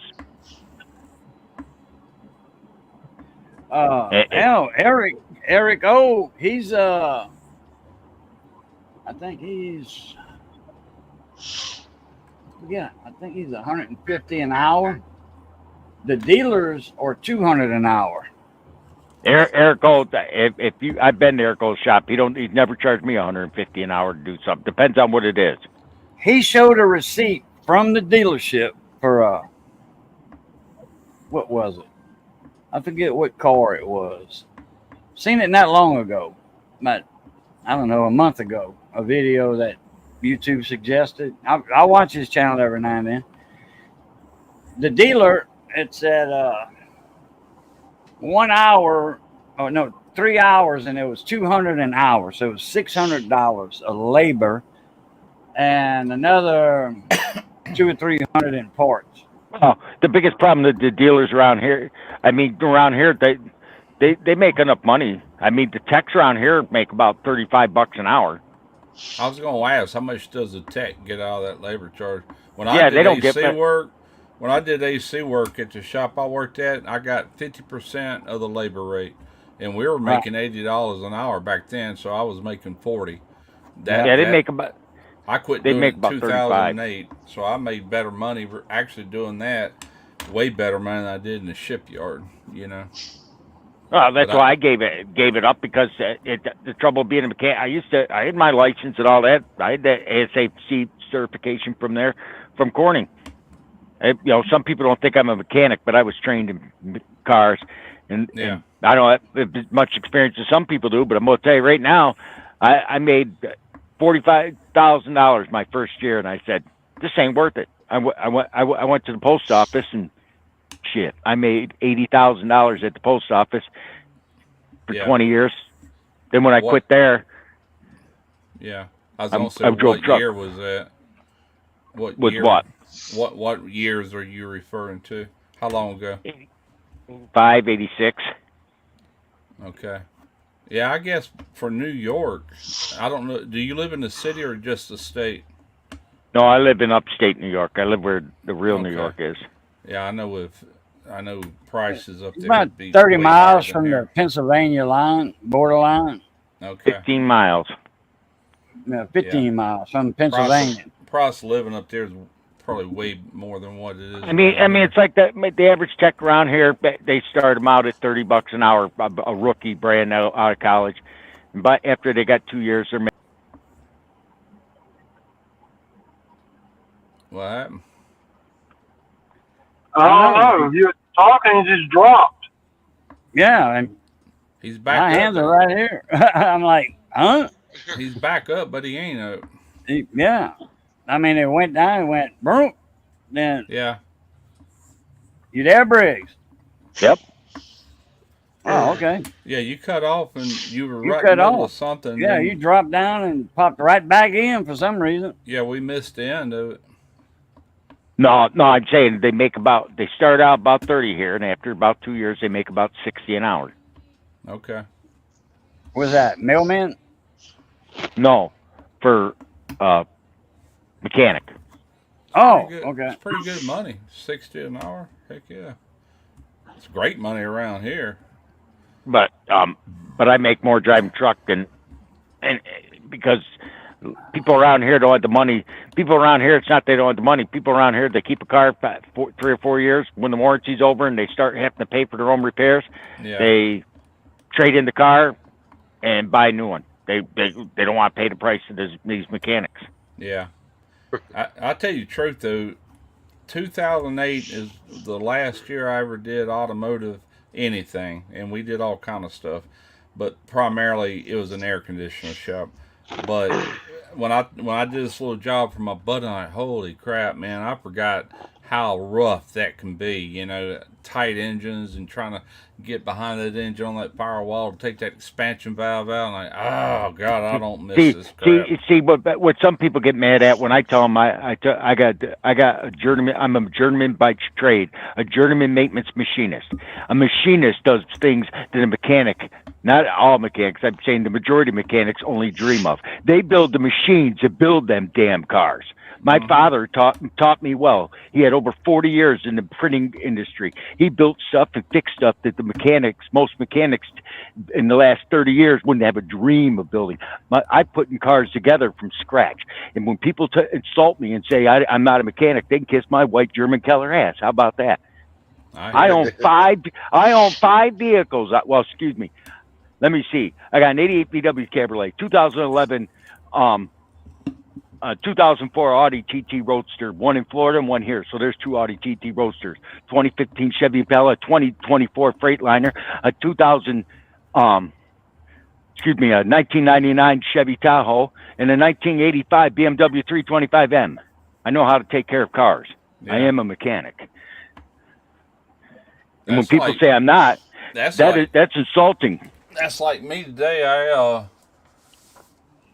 I've been wanting to do it, but I went to All Data DIY and I printed off 12 pages. That's all the schematic, all the electrical diagrams for my car on the AC, the AC system. One after another. Oh, look at all them modules you got. Yeah, I went ahead and printed it. I said I'll rent it, or I'll join that for a month for my car. I'm gonna print off every freaking thing I can print. I mean, it'd be just like buying a manual. You know what I'm saying? Oh yeah. So and what you do, you get it's crazy. Yeah. Right here, you get these little.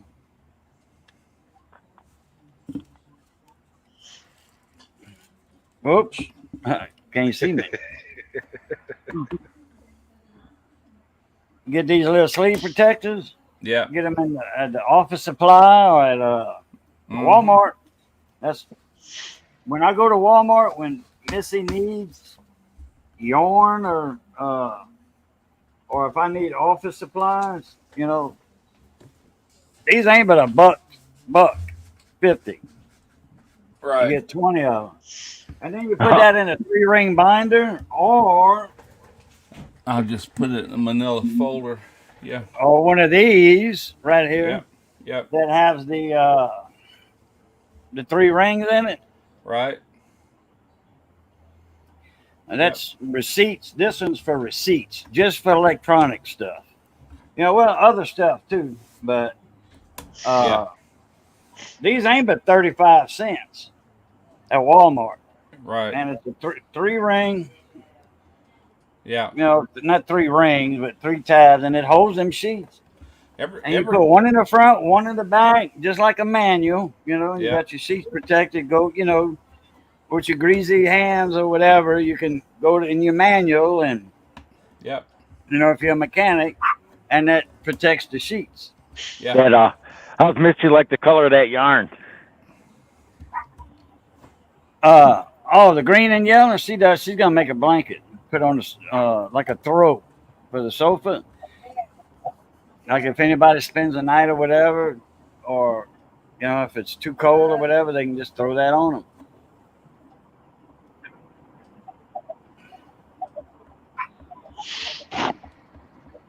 The voice of Ted Nugent. Whoever Ted Nugent is. Oh my God, you know who Ted Nugent is? No, I don't. That bull butter. Oh, okay. There you go. Bull butter. No, I'm not Ted Nugent. I'm Mr. Asshole. No, I keep manuals on everything I purchase. As long as I own it, there's a manual right up here that is on whatever it is I got, I got manuals and radios and them little books like that. I'm looking at one now for HR 2510. It's a ham radio. Now, some of them are digital. Some of them are PDF files on my computer.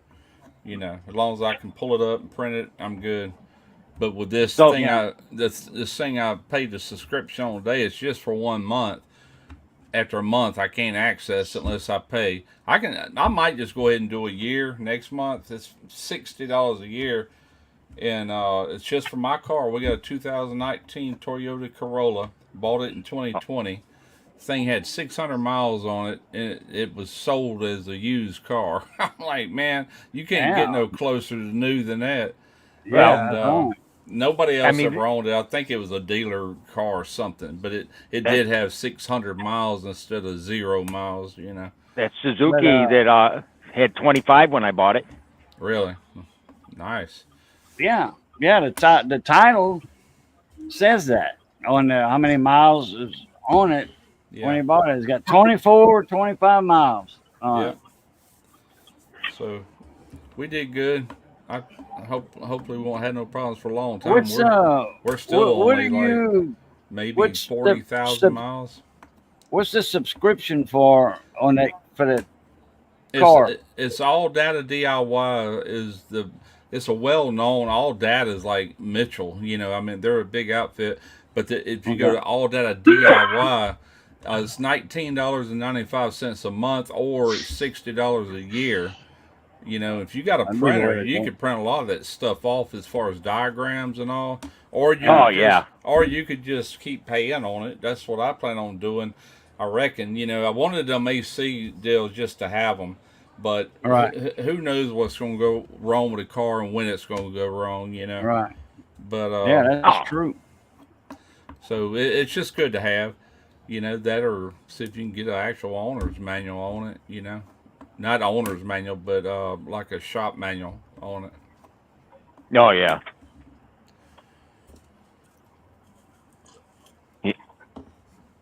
I reckon I like still make this. Yeah, it's funny when you it's funny on that place you're talking about. You can go back and get schematics on my old '88 VW from that place. Yeah, AutoZone does own them. I seen that today when I was in there. I'm like, damn, this is related to AutoZone somehow. But I've been using them for years. Every time I buy a vehicle, I normally go ahead and get a subscription on that car. That way, if I got any issues, I can come in here and jump on there. If I need a schematic, normally is what I need, electrical, to find out and run it down. If it's that kind of problem. Johnny Best, every vehicle he's ever bought, he has bought a service manual. Yeah. Like from AutoZone or O'Reilly's now that, he has they've been having, ever since O'Reilly's opened, they had a commercial account at O'Reilly's. I used to do that. What was the brand? Chilton made them, and was it Chilton? Peter? Yeah. And Peterson, I think, made manuals. Chilton, and I forget the other one. Peterson was one of them. I don't remember that one. Peterson's that's a Chilton and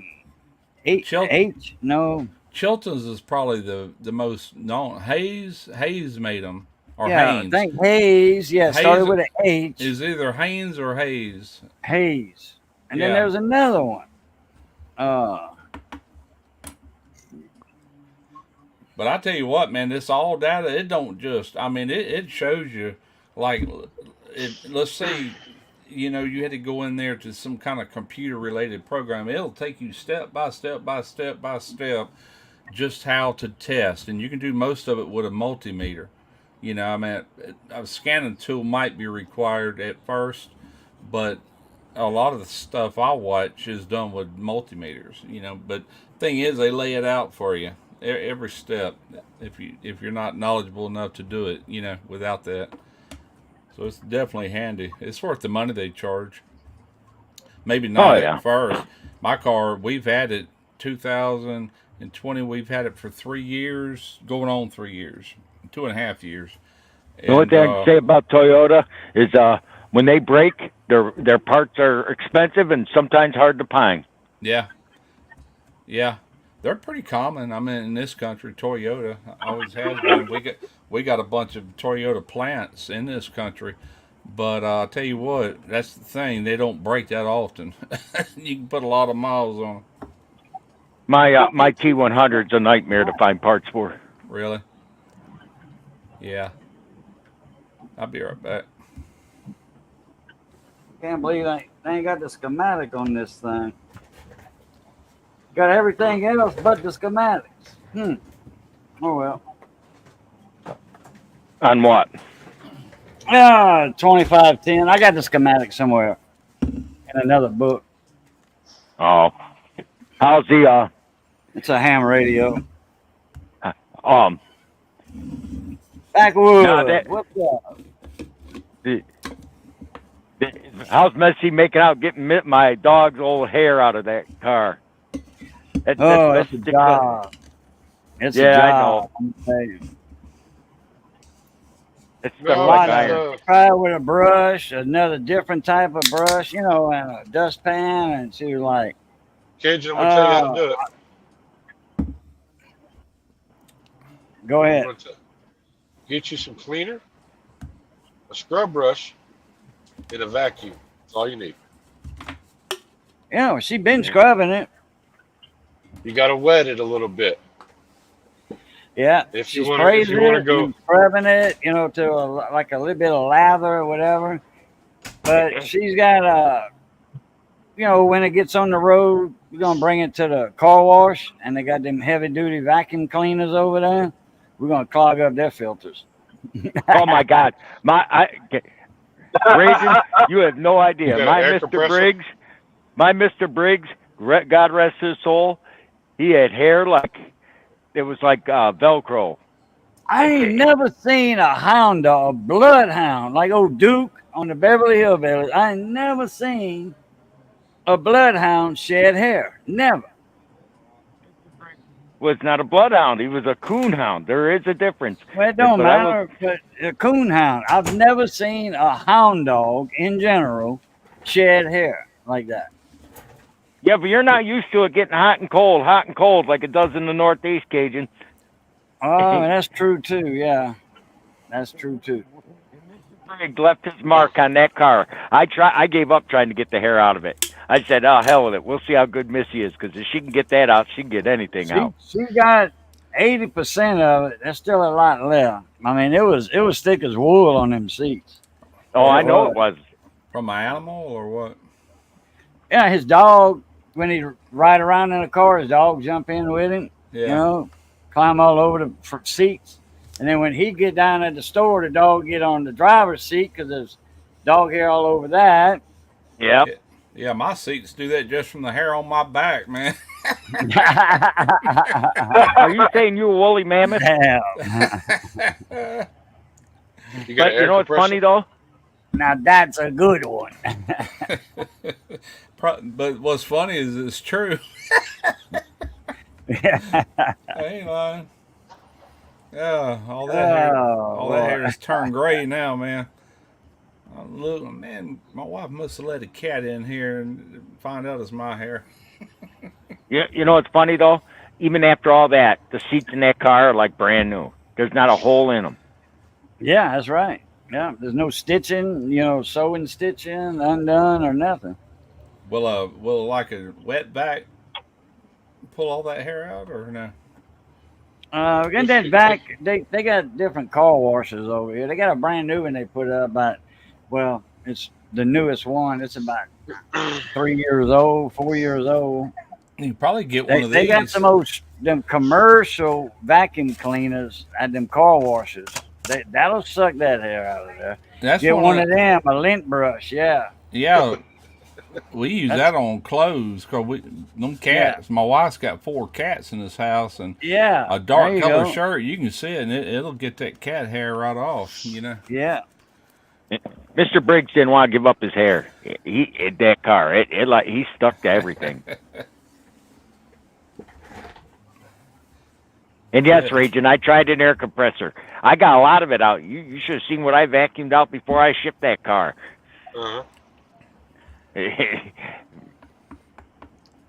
I know your neighbor cleaned it out a couple of days before it shipped. When I Yep. when I first moved in with my wife up in Michigan, she had a Dodge Dakota. I mean, this truck was hair full. I had to rip the seats out, I had to pull the seats out of it to clean that carpet. I got it clean. There was not a speck of hair left in it. If you got that much hair on your seats, then you need to look at your, if you can get up under your dash and inspect that evaporator because it's plugged full of hair just from the fan circulating it. Oh. You know what I'm saying? They did. It Well, might they even got have a. They It got might a even have cabin a. filter. They got a might- cabin filter for Yeah, that. I was gonna say it might even have a filter. If it does, that'd be good. Change that I hope filter it out. does. Yeah. It does have a cabin filter. I changed it a year ago. Okay. Shit. A year, Should be behind a year the glove before I box. parked it. Right. I don't think it is on the Suzuki. It's in the owner's manual, I think, but I think that one there you got to actually crawl up and be a contortionist, whatever you want to call it, and crawl up Oh. underneath. Would you? Contortion. Under the passenger side glove box. Yep. That's a good sign, man. It's hard to buy a used car anymore, and the owner's manual be with it. That's always a good sign to have that with it. Yeah. Oh, and you can show them the Mr. Briggs sticker because that's in there too. Really? Yep. That's exactly why I shave everywhere.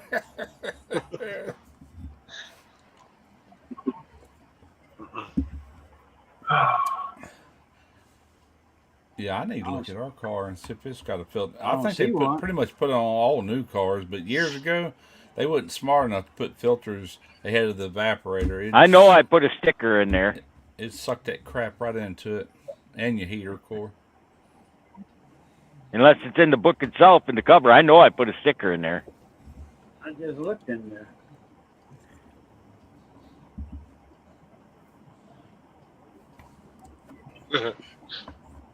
It didn't make the trip. Unless it's still in the glove box. It might still be in the glove box. It might be in a glove box. That's a nice case though. There's the original window sticker. I'll be 33 darned. miles to the gallon. Wow. Out of Tacoma, that car came out of Tacoma, Washington. Uh-huh. I'll be darned. Port of entry, Tacoma. Transportation mode, rail, train. Sold to Simmons, Rockwell, Mitsubishi, Suzuki. Shipped to Simmons, Rockwell, Mitsubishi, Suzuki in New York. 2011 SA4 sedan LE. Okay, so that's what that is. What's No, full wave. Do it before you shave. Oh boy, what's up? How much how you doing? What's going on, Yeah. Quick Rich? Same old. What's happening, Dave? I see got you home. just saw the email, or you just got home. I just got home. Oh, okay. And I sent you that what, an hour ago. Yeah, I did a lot of traffic tonight for some reason. I don't know what it's all about. Hey, it's got a 4th of July 4-star rating holiday. on rollover. That means it's not a it's a 4-star rating for rollover. You know, so that means it's not like the Suzuki Samurai where the Suzuki Samurai. I bet you they had a 1-star rating on that. Oh, that thing had an awesome crash rating for what it was. It said not rated. Frontal crash, driver, passenger, not rated. Side crash, not rated. All of that. Well, I think you could rate it pretty well, one that has 4-star. Hello, Miss Victoria. How you doing, Jai? I think you can rate it pretty well. I think that car held up pretty good. I ain't never been in a wreck with it, so I'm not gonna rate it, and I hope I don't have to rate it. You could rate it. The amount of damage that's on the front that held up pretty damn good for doing. Oh yeah, no doubt. Drive it into a wall at 20 miles an hour and let us know what happened. And then the airbags didn't go off. That's a good thing. Yeah, that's one good thing because the airbag went off. Then you'd have to look at that. It hit the fender, you know. The airbag won't go off unless one or more sensors are set. So if it just gets hit on one side, the airbag typically never goes off. Oh yeah, and body control modules. They got a lot of them things. Body control modules, the BCMs, the PCMs, and the ECM. Yep. It's still got a lot of life left in it though. What's up, David? Oh, and hey, the good thing about this car, it's got fold down rear seats. If you need more room in the trunk, you know, or you got somebody want to take a nap, you ain't got a whole lot of stuff in the trunk, junk in the trunk. You can fold down them seats and take a nap. Stretch your legs. Oh, Cajun, just a minute. He has no junk in his trunk. Yeah, not me. I ain't. Fender in the trunk. They got a cardboard box with broken headlights and one broken headlight assembly, and some plastic. And I don't even know what that's for. What that thing is for? That long thing, about 2 foot long. But I can show it to you if you don't know what it is. I think it got something to do with the fender assembly. I think. Yeah.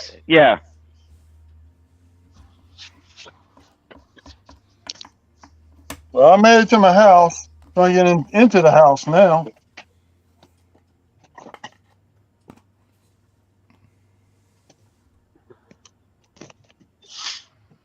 What that's for?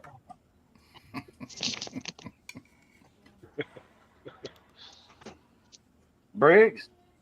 What? I had no idea what that's for. I found that behind the. I found that. I think that goes behind the bumper. It does. It goes in the center of the bumper, in the front of the face. Okay. I don't know if that's in the old one or the new bumper. That's all. I don't think you even need it. Don't worry about it. Whether it's there or not, it's not going to hurt anything. Bumper off. I cut all the tie straps off, and it took unclipped the bumper from on top, by the radiator, unclipped it, raised it up around them two big knobs they got up there, raised it up, and it was just zip ties holding it to the fender. So I got that, and I got that in the yard in front of the Jeep. And that way I got more access to it when I change the water pump. All you have to do is take out one fan on that. You don't have to take the radiator out on that car. No, I know. You just got to take the fan out. But that bumper was sticking out that far ahead of the car. Yeah. So it was hard for me to lean over. And took my back out just getting the two clips off. That plastic piece you showed us, did you find that after you took the fascia off? No, that was in the trunk when it arrived here. That's a part that normally goes in the middle of the fascia, in the bumper area. Like before the. Well, that's not the original bumper. He got a bumper, a fender bumper hood from a junkyard. What is and a bumper? That was from it was from the hatchback, the SUV. It wasn't a sedan. What you took off though in the front of the car is just it's not the original bumper that came with the car, and it doesn't look like the bumper that came with the car. That's the bumper that's on it now, or the one I took it on, is one that came off of a wrecked the SUV model. Same color. No, it ain't an SUV model. It's just a hatchback. A hatchback and a sedan they're both cars. Hatchback model, yeah. The SUV anything with a hatchback, I'll call it SUV. When you took off, that's not the bumper. The bumper is a steel bar that's still on the car. Oh yeah, no. It's just a molding. It's just a plastic. Yeah, it's the front fascia. Yeah. There's still a steel structural bumper that goes across at that. Oh fascia. yeah, it's there. It's there. But that plastic part you have is either from his old bumper. It's probably from the old bumper, and it was hooked in the middle of the fascia. I bet if you look at the fascia that you have now off, you'll see a part that looks similar to that somewhere in the fascia. I know. But either way, don't I'm gonna worry let- about that. That part you showed us, that's extra. Whoever parts. does the fender work, I'm gonna let them take care of it. My neighbor, my neighbor. I ain't gonna go through that story again. He was a body man at one time, so he doesn't know where everything goes like that right there. He wouldn't know what that is because it's been years since he did body work, but he knows how to straighten all that stuff out that's bent, and you're gonna re-weld all that on the frame to get the fender back on. When you showed that video, that all that must have been on the other side away from the camera, because that side I seen, a car looked really good. Yeah, well, the other side is just missing the fender. That's all. That's what I'm saying. I couldn't see all that on the video, so it must have been on the passenger side of the car. Yeah, it was the passenger Okay. side. When it rolled up on the truck and the trailer, it was the driver's side was facing the front door of my house. Right. Gotcha. Yeah. Oh yeah, but that car, it does. Hey, I mean, you can tell that's a good looking car. Yeah, that's what I thought. Yeah. Damn good looking car. I mean, runs. Now when it started up, naturally the water pumps out, so that bearing's making all that noise.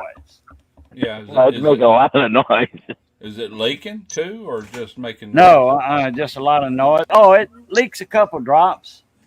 Yeah, it leaks a little, but not bad. You can definitely tell it's a water pump. You can tell it's a water pump now. You've seen it up close, I'm sure. You can see the metal shavings in the bearing.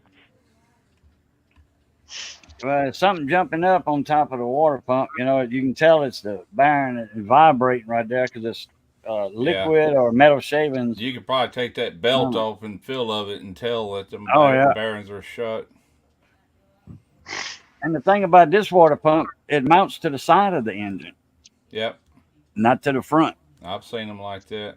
It mounts to the side, and then the pulley, faces the front. Right. But it mounts like this. Here's the pulley, with the belt going like this, and here's the water pump and the bolt hose here, and it goes like that on the side of the bike. I'm like, damn, boy, that's a good idea.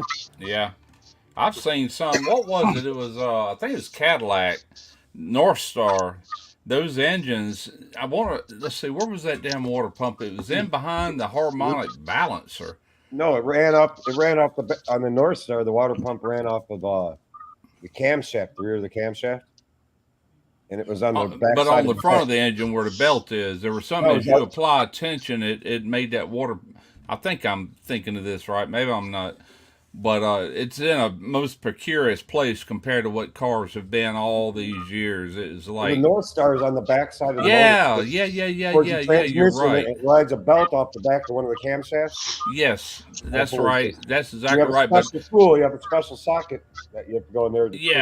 That's right. You're exactly right. But there was something about the front of the car the starter's mounted underneath the intake manifold. Drives off the top of the flywheel. Yeah. The starter under the intake. And what engineer thought of this crap?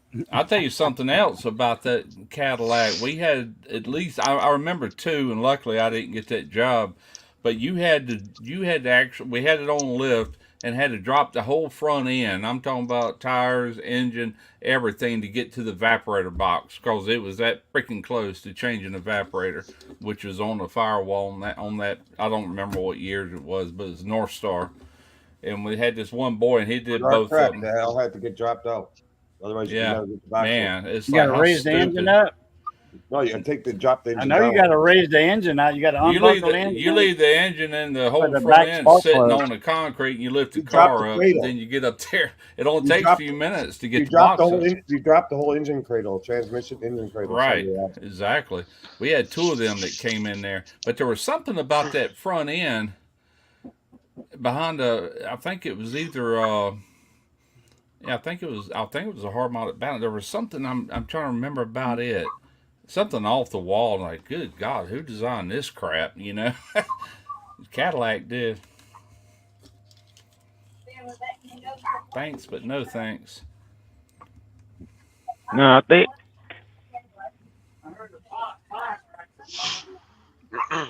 Yeah, that's right. I remember that little belt on the back end of the motor. I remember that. You That was know a who long else? time ago. Ford did that on one of their 3-liter dual overhead cam engines that were in some of the older Windstars and some of the older Tauruses. They did the same thing. They had a wide enough back of the camshaft. Yeah. Yeah, I don't remember which car, but I do remember that setup, like you said, with that little belt and that pumps all to itself. You know, it's like, Yeah, it was dang. primarily in the DTS. Yeah. Yeah, I haven't. I used to do all that kind of work full time, but I got out of it in 2008. So it's just all what's left up here that I can think of. You know. The industry, Yep. the business has changed a lot in the last few years. Oh yeah, big time. I watch videos on it all the time. You know, trying to keep me up to speed. But I was going to get out of it a few years back, probably about 5 years ago. I was going to get out of it mm-hmm. because I just felt as though I wasn't compensated good enough. And wages just keep skyrocketing. At least in my area, wages are skyrocketing. And I know they are down in the South too, because I have a friend that relocated to Southern Georgia, Mm-hmm. and the pay rates down there, just like they are here. Like pay rates here have gone up for your top technicians. The pay rates here have gone up anywhere from $10 to $15 an hour in the last year. Wow. Yeah, Because but there's a what do shortage. you? But yeah, but what do they get an hour? The actual tech. The techs, Yep. the top techs, like your A tech, as they call it, the guy that does diagnostics, heavy engine repair, that basically can do a little bit of it all, like diagnostic work and all that crap. Yep. I'm not talking about just a brake guy or a guy that just does front end work. I'd say on average, if you're around 35 an hour, you're on the very low end, but I'd say 40 to 65 an hour would be more the average. Yeah, but like when it's like when what's his name, Renegade gets mad when I tell him I'm a mechanic and he says I'm not. He has no idea. I actually went to school for 2 years. I have I an went through. associate's degree in automotive technology also. Yeah, I know. And guess what? When I saw how when you say this, when he says I'm not though, that kind of pisses me off because he don't know anything about me. No one knows. Like I don't know where. I'll be honest with you, 3 years ago, say 5 years ago, your top technicians were making 35 an hour. Today it's 60, 65 an hour. You're high guys. I mean, you're really good guys. Yeah. And they're the really good guys have the experience, the knowledge, the tools, and the ability. They're worth that kind of money, in my opinion, because they're making 55 to 65 an hour. When I say that, somebody say, well, $10 an hour is a big variance. It all also depends on what kind of benefits you're getting from whoever you're working for. Yeah. Oh yeah. If you're getting a much better healthcare package than the guy down the street, and there's places out there I know that'll pay you 70 an hour flat rate, but your healthcare is basically shit. You have no retirement savings, no matching 401k, right. no dental, no optical, no nothing. It's just it's like me. It's like that's one thing I'll get. Renegade don't get. I'm a machinist as well, and I'm gonna tell you right now, a good machinist knows as much as a mechanic. They could do stuff the mechanic cannot do, and vice versa. Yep, exactly.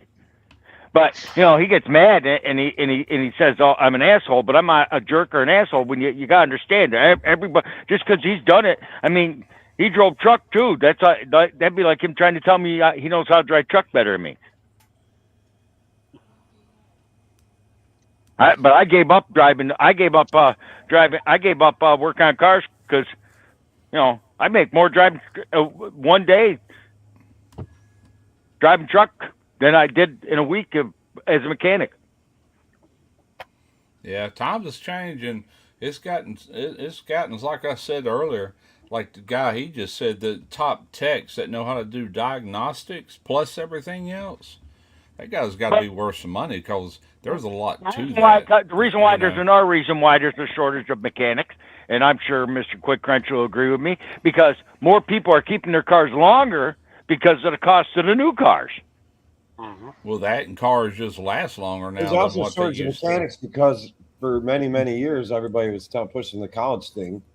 Become a doctor, become a lawyer, become an engineer, become a IT tech specialist and all that. And I mean, Yeah. even at your high school level now, vocational programs like automotive and machine shop and all that stuff, they're almost non-existent at the high school level.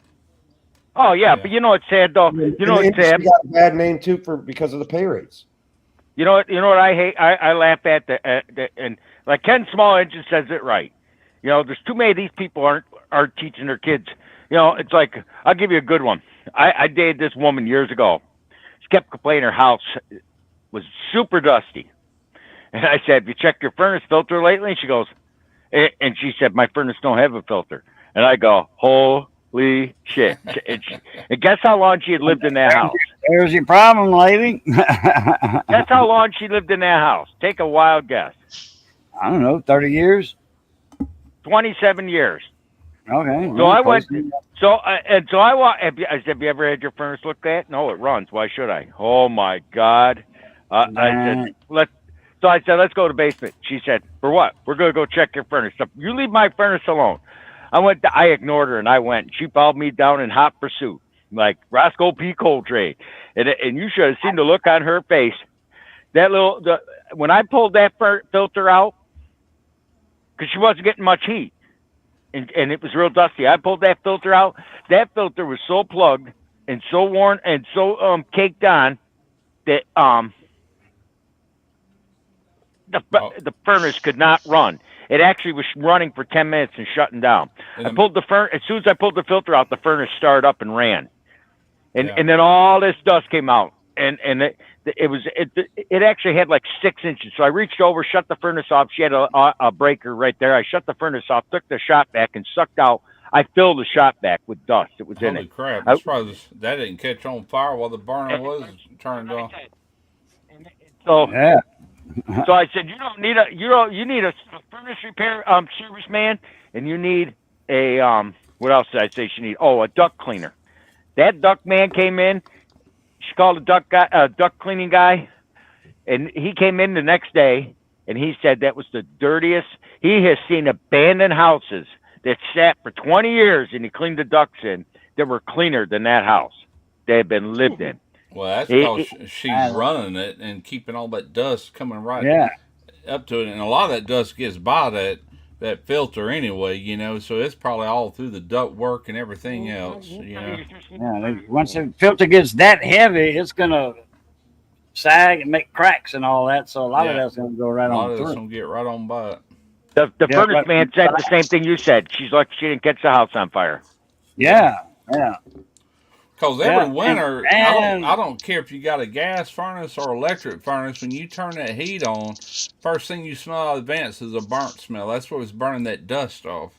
Yeah. And that goes away after a little while, and then you're good to go. So if you got that kind of stuff accumulated, got that old house smell, because an old house that ain't been rented out in a long time or lived in, I have that old dust smell.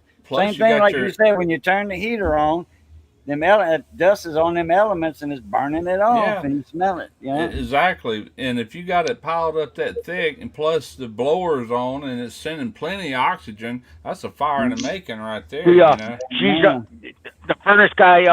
The furnace guy said to her, he says, you were that close to burning your own house down because of it. He said. Lord of mercy, people just. They said, and Robert's your mother's brother, Bob's your uncle. People just don't know. It's kind of like cleaning the condensing coil on your outside AC unit. That's supposed to be done every year. Most people don't think about it for 10 years until they have a problem and wonder why their AC ain't cooling. You know, it's like they could have got better cooling, less electric bills, and the unit would last so much longer if they would just know to do that every year. That's just one example. My dad used to clean them coils about twice or 3 times a summer, for the air conditioning or the heat or whatever, but he did it during the summer, early, mid, and then late summer, Yeah. fall. Because we ran the air conditioner a lot down here. Mm-hmm. Oh yeah. Sometimes You talking about a we what? You use talking it about in the a? winter. You talking about a window unit? I'm talking about a central air and heat, and this Okay. part here is on the outside the house. I don't do it that often. It don't need it that often usually, unless Daddy you would do it 2 to unless 3 times a year, and I tell you Yeah. what, you get caught cutting grass and blowing grass toward that outside condenser unit. Yeah. He yanked you off of that mower and started that with a belt. Yeah. Oh yeah. But I Oh, tell you yeah, what, I he tell my wife never that had to change a unit. I tell my Outside wife unit. No. she'll weed eat around that platform that our outside unit's sitting on. I said, when you get right there, I said, make sure you don't get that thing close to them wires. You got your low voltage wires coming out there to operate the contactor. I Yeah. said, I don't feel like Yeah. fixing nothing. So I put a piece. Daddy I used put the same thing around the unit and Yeah. the tubing and the foam. They got foam, Yeah. insulation foam around That's there. on the. He That's used the on the. same thing as he did fence line. Yeah. You know That what I bars did, on Cajun, when the. I was a kid? I Diesel would and have oil. my customers. When I mowed lawns, I had a bunch of lawn customers that had central air. I wasn't privy to that. I didn't have that kind of money. But we would take the central air. I would take and ask them for their covers and tell them to turn their air conditioner off until I got done mowing the lawn, which didn't take long. And I'd put the cover on the central air unit, mow the lawn. That way, if I blew any grass against it, it wouldn't blow into it. Yeah. And then trim around it and take it off. But I'll tell you what, when you just said that, oh yeah, we had window units. My old man would once a month. He'd just go up there, put the hose on mist, and just spray it. And you should have seen the junk that came out of that. Oh yeah, We you had never to had on the window window units. units. We never had that growing up. We always had a central. And I My remember at one dad- time we did have window units, but that's before. But here's the thing, Cajun, you keep forgetting where I live. You don't wake up in the morning sometime. When I bought that Suzuki brand new the first year I had it, that son of a bitch had snow up over the headlights. So, Yeah. Yeah. Oh, what you were saying earlier, Russ? I'm sorry I interrupted you. You was talking about the central units outside, and I was, I was just saying, if people would just make a habit of doing that every early spring before it really gets hot, just take 45 minutes out of their day to do that. And, the air, it blows through the coils and out the top. And so you want to spray opposite. You want to take the top off for the fan and actually spray water through it. Now, if it's in really bad shape, you're going to have to add a chemical and actually and suds it all up and let that kind of boil some of that dirt out. Then hose it all out from top to bottom at least once a year. That's all I'm going to do. That's all it needs, really. So what's that window sticker say that car was new, Cajun? Because I know I paid $11 for it, and because it was on sale because that's when they had just started discontinuing Suzuki in this country.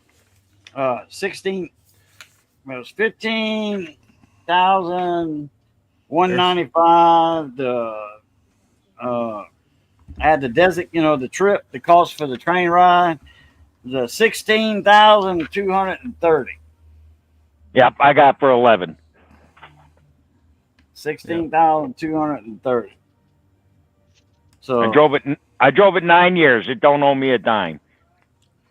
Yeah. Anti-lock brakes with EBD and 2.0 16 valves, 4 valves per cylinder. Damn. 150 horsepower at 6,200 RPMs. Damn, that thing got some power in it. 6-speed, forward gears, 1 reverse, and the neutrals. That's what that made Renegade mad when I told him I had the original rear brakes on my Toyota, and I do. I got the original rear brake shoes and drums, and I'm gonna pull them off and show them. I believe it. I believe it. When I used to do mechanic he told me he said there's no way I got 500 some thousand out of the original brakes, and I say yes. Well, I'll tell you this: the average car is going to go through front disc brakes 3 to 4 times before them rear brakes need it. I've changed the pads. Those are the, and yes, I got this year. I got. I was being mocked on the Texas butthole guy down there. He was showing a picture of the Blues Brothers car running into a building and falling apart. He said that's what's going to happen with my truck. Shows how ignorant he is, because the reason why that truck's brakes has lasted so long, because that's the 1-ton package. They had extra heavy duty brakes on that truck. I'm just this year changing the drums and rotors on it finally after that, but yeah, you know, front brakes take most of the load, but rear brakes will last longer than your front brakes. That's just the way it is. Plus, I know how to downshift. I actually shift that when I'm hauling stuff. I drop into low gear as I'm slowing down. Gotcha. Just like a truck, big truck, you know. Yep. Downshift to help you stop. Yeah. But you know, but that's why. But see, a lot of guys say, you know, they're you know, it's like the Texas bum there with his complains all the time. I'm doing the same thing he says. I ain't mentioning names. I don't have to mention names. He says how great Chrysler is, but if you know, but a good mechanic realizes all companies, and I don't play favorites. I got just about every brand here. I got GM, I got Toyota, I've got Audi, I've got BMW, and guess what? I've had them. I've had Ford too, but I've had one Chrysler, and that car gave me more problems than any other car I ever owned. That Suzuki the Cajun had, the only thing I changed on it was the front brakes. That's only the front brakes and oil change. That's all I ever had to do that car. It had one recall on the idler pulley on the engine. So just so you know, Cajun, there is a recall on that, but they already fixed it. There was a recall on the front idler pulley. Oh, the belt tensioner was changed, I think, in 2015. Yeah, but that and the front brakes. I did the screwdriver. I got a long screwdriver. I did the screwdriver test on it to make sure that it was the water pump, and it is. I told you it was. Because I could see couple little drops of coolant, you know, around the shaft. Just a couple little drops. I mean, you can drive that car, you know, but I wouldn't want to. But anyway, if I had to go, you know, somewhere, you know, like, you know, move it, get it out of the way, a hurricane comes or something like that. Yeah, I could safely drive the car without it. You know, it's not overheating. It's not overheating at all. No, I mean the air conditioner works cold. The windows work great in it. For free, you can't bitch. No. I mean, if there was a license plate on it, you know, because all the lights work and everything, there's nothing to say that I can't drive that car legally, you know, because of the fender. Well, a buddy of mine used to be a cop here in Eunice, and I talked to him the other night. He called me up wanting to know about a certain song or something.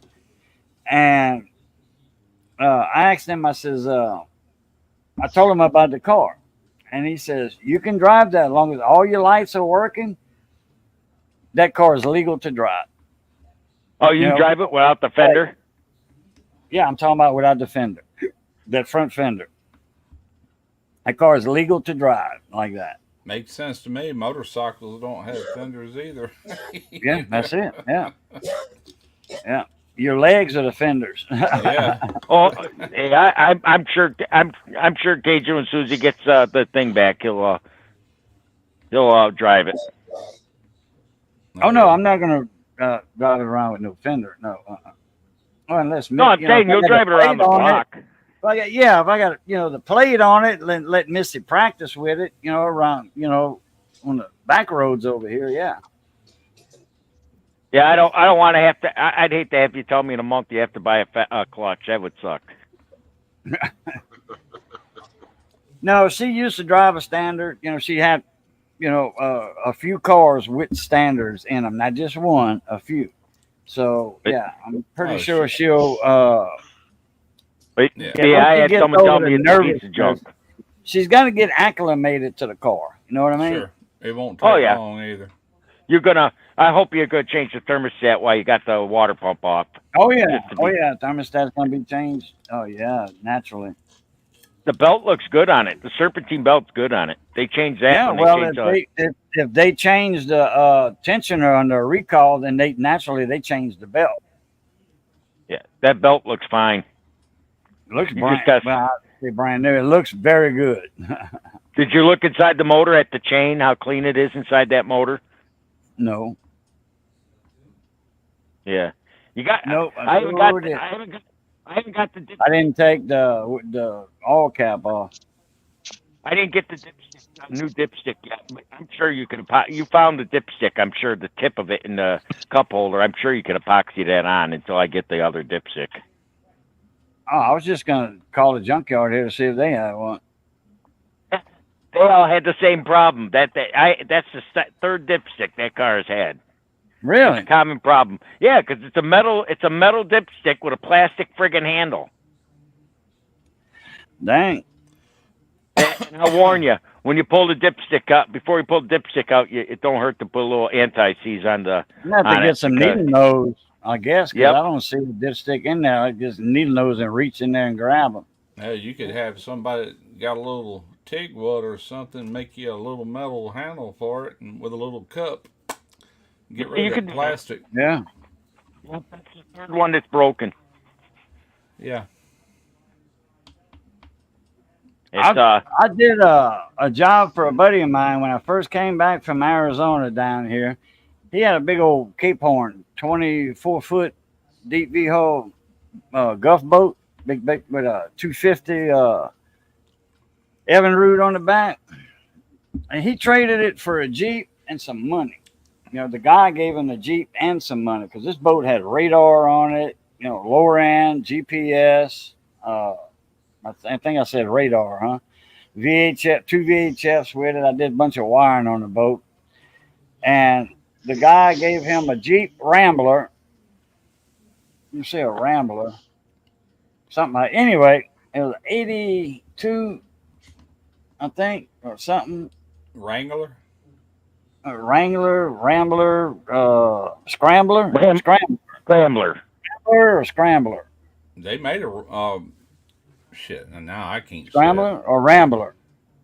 They had. Never mind. I can't think of it. Anyway, it was a Rambler or a Scrambler. One or two. It was one of them rock climber things. You know, not with the big coilover spring. You know, not just like from the lot. Okay, parking lot. From the showroom Jeep place. It wasn't all modified. Gotcha. With all the coilovers and all that crap. Oh, my son's Jeep, I can't even get in that sucker. It's so high off the ground. It was one that you could take the hack off the back and drive down the beach with some bikinis. Yeah. My son's is like that. So it was leaking all from the rear seal, and he didn't like that. So I called a buddy of mine in town as a mechanic. He was a comp also in Mamou. That's when I was living in Mamou, and I called him up, and he says, "Man, you gotta."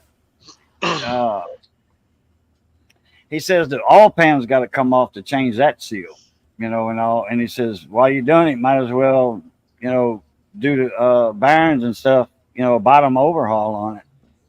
Well, I told my buddy that, and he was like, no, I ain't gonna spend that much money. He said, I'm gonna spend that much money. I'll put a new engine in it. So I got him a new engine, and that guy that told me about, the mechanic buddy of mine.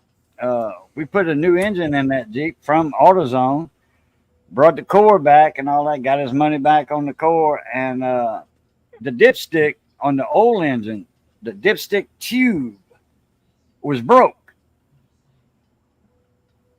Well, I called AutoZone up and I talked to my buddy Adam. I said, hey, I need a dipstick tube for that engine I bought from you. He's like, oh, okay. He says, I don't have one in stock. I'll have to order it. I said, go ahead and order it. He said, oh, you don't want to know how much they are first? I said, yeah, $15-20. He said, no, go up a little bit. I'm like, $40. He's like, keep on going. I'm like, $70.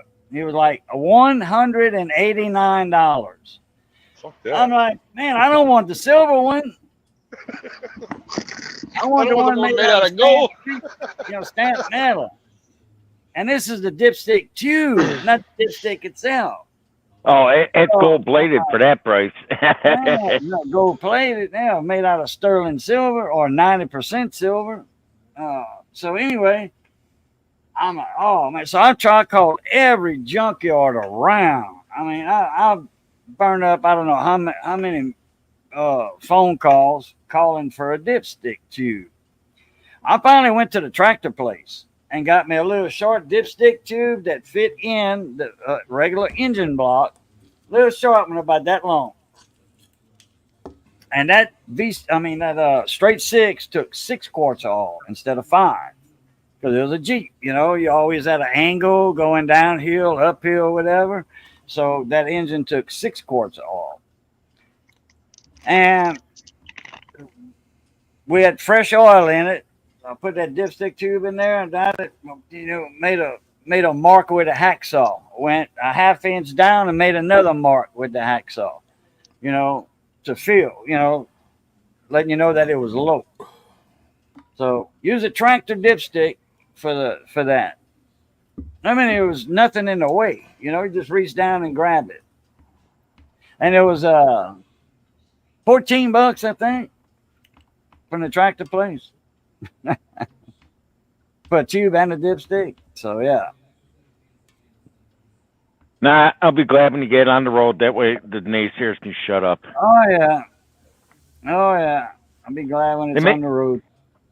They make it sound like I sent you a piece of crap that I should have fixed that one and yes, Mr. Quick Crunch is there. Even Mr. Renegade said I should have paid to ship it down there, and I should have changed the water pump. I'm like, dude, there wasn't enough time to change a water pump on that car. No, I'm just happy to have the car. If you're giving a free car to somebody, it's really. Oh no! He said I wasn't a mechanic. If I was any good, I would change the water pump, and I should have. I said, and then he blocked me before I could respond. And then Randy was putting in the chat that I didn't there was no fender with it, and it was a pile of crap. I'm thinking, you little cross-eyed little tick turd. Why don't you go back to your mother's basement? That was it. The car was at friggin' accident. I'll be back. The car was in an accident. He was calling me an idiot and that, and I'm thinking, man, I wanted to choke somebody.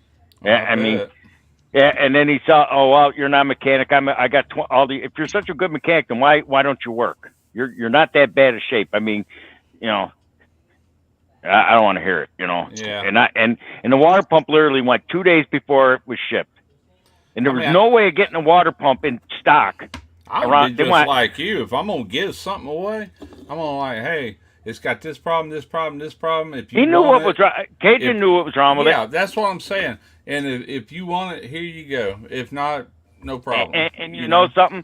Like I said, I could have put that fender on that car myself. I could have fastened that bumper on, and I probably could have sold that car for $5 or $6 grand all day long. Yeah, exactly. That's what I'm saying. Just the fact you gave it away, that speaks volumes, You didn't have to turn no wrenches on it. And the water pump I felt bad about. And I know why the water pump went as well as anyone that is a mechanic. The car sat for 5 years, the bearing just seized up from sitting. Dried out. Yeah, I agree.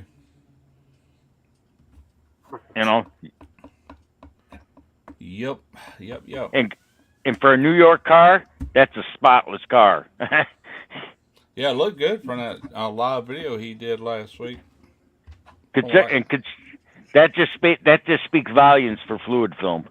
Yeah, when I was outside, I couldn't see anybody in the chat. I couldn't see chat on my phone. Yeah, I was in there. I commented one time. I forget what I said. Something about. I didn't see anybody's chat. I thought you was getting a Suzuki motorcycle. I think is what I said. Well, buddy of mine, he made a comment. He did. What's that? Habusa. And but he says, I'm gonna throw him for a U-turn on that comment. I'm like, and I talked to him tonight. Yeah. Named Barry. He was like, Habusa. I'm like, what the hell? He says, you don't remember the Habusa? I'm like, no. He was like, the motorcycles. I'm like, oh yeah, okay. Yeah, he put me for a loop for that comment. Yeah, they're I expensive didn't know how it was motorcycles. pronounced. Hayabusa. I like the dash on that car. I like the front windows on the car. The side windows, they look like wing windows, but they're not. Yeah, you know them windows that you turn in. You call them two windows turned in at 50 mile an hour air conditioners, 250 air conditioners.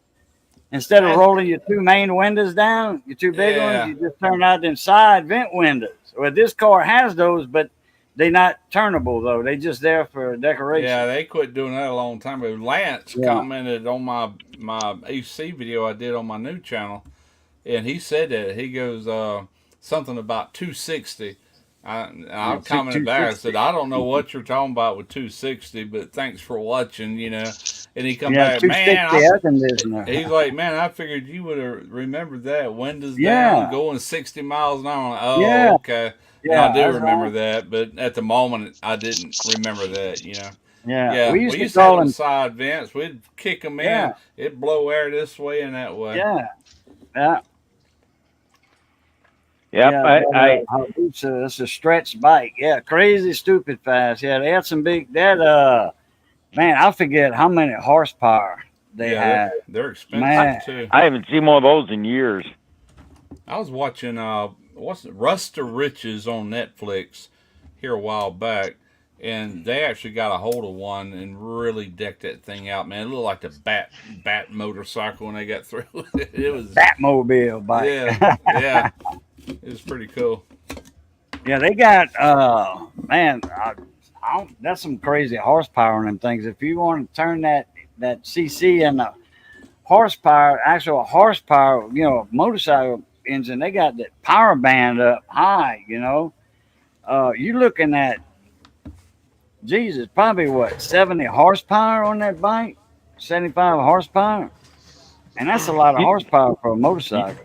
You look at the original American cars that were built like in the 70s that were comparable to that Suzuki, like the Pintos and the Mercury Bobcats. Those things came with what, 85, 75 horsepower from the factory? Yeah. Something like that. No, we talking about a motorcycle now, though. That Hayabusa, that's a motorcycle. Yeah. It's like a crotch rocket. It's amazing how much horsepower they're getting out of motors, out of modern four-cylinder.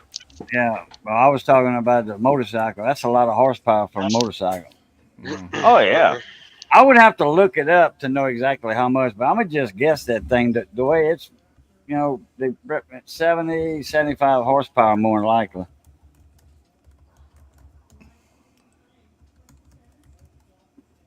Guys, I'm getting hungry.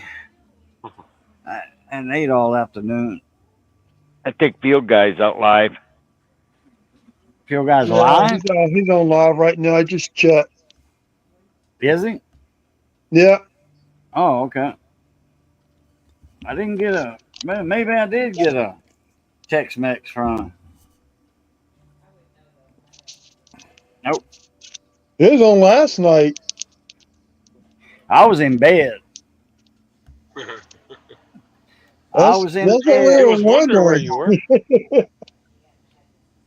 I woke up at, what was it, 2 in the morning? Yeah, 2 in the morning I got up and ate a little bit of watermelon, boiled egg, I think. And, this channel, Elvis. Hey, Elvis, you owe me royalties. You're using my cousin's name, my second cousin's name, without my permission. You owe me royalties.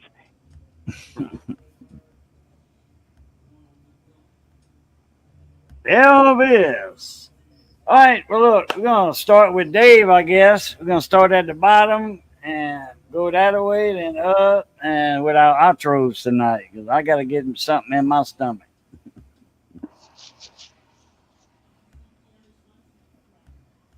You muted, Dave.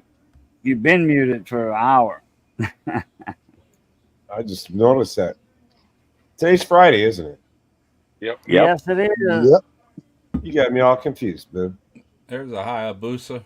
That's just There's a one minute. Hayabusa. Y'all have a good, safe weekend. And thanks for joining Cajun's live stream. Y'all have a good weekend. Yeah, appreciate you coming up, Dave. Appreciate the invite. Mr. Briggs, your turn. Everybody have a good weekend. Drink lots of beer. Southern Coin Hunter. I'm going to say good night to y'all and have a good weekend and stay dry because it's supposed to be raining in Louisiana all weekend from what my son told me. Mr. Russ. Yeah, everybody have a good night. Thank you for sending me the link, Boo, and enjoyed it. Appreciate it. Yeah, always good to have you in here, Russ. Rage on Cajun. I don't know that name. That name is like a ghost name now, I guess. Anyway, Boudreaux, good to be up here. Thanks for the link. Everybody in chat and everybody on panel, y'all have a good, safe weekend. Yeah, like I always say, y'all keep those wheels spinning, you beavers grinning. We'll catch you on the next one. That'll work. All right, guys. Appreciate y'all coming up in the panel. Good seeing everybody tonight. Kyle, Elvis, David. Let me see. I know we had Full Wave Rick. I know we had a good crowd in here tonight. So, Miss Missy, Mike Badger, Backwoods. Let me see. Trying to Miss Wanda, Murder Mitten, all them. All right, I gotta get me something to eat. I'll see y'all over at Phil Guys later on. Phil Guy 316. Y'all go check him out. All right, everybody. Y'all know the routine is good being north of the grass. Y'all stay safe. Be that way. Be that way. Stay safe. And as always, love, peace, and crackling grease. Catch y'all later. A Pluton. And Elvis send the royalty check to Cajun to fix his car.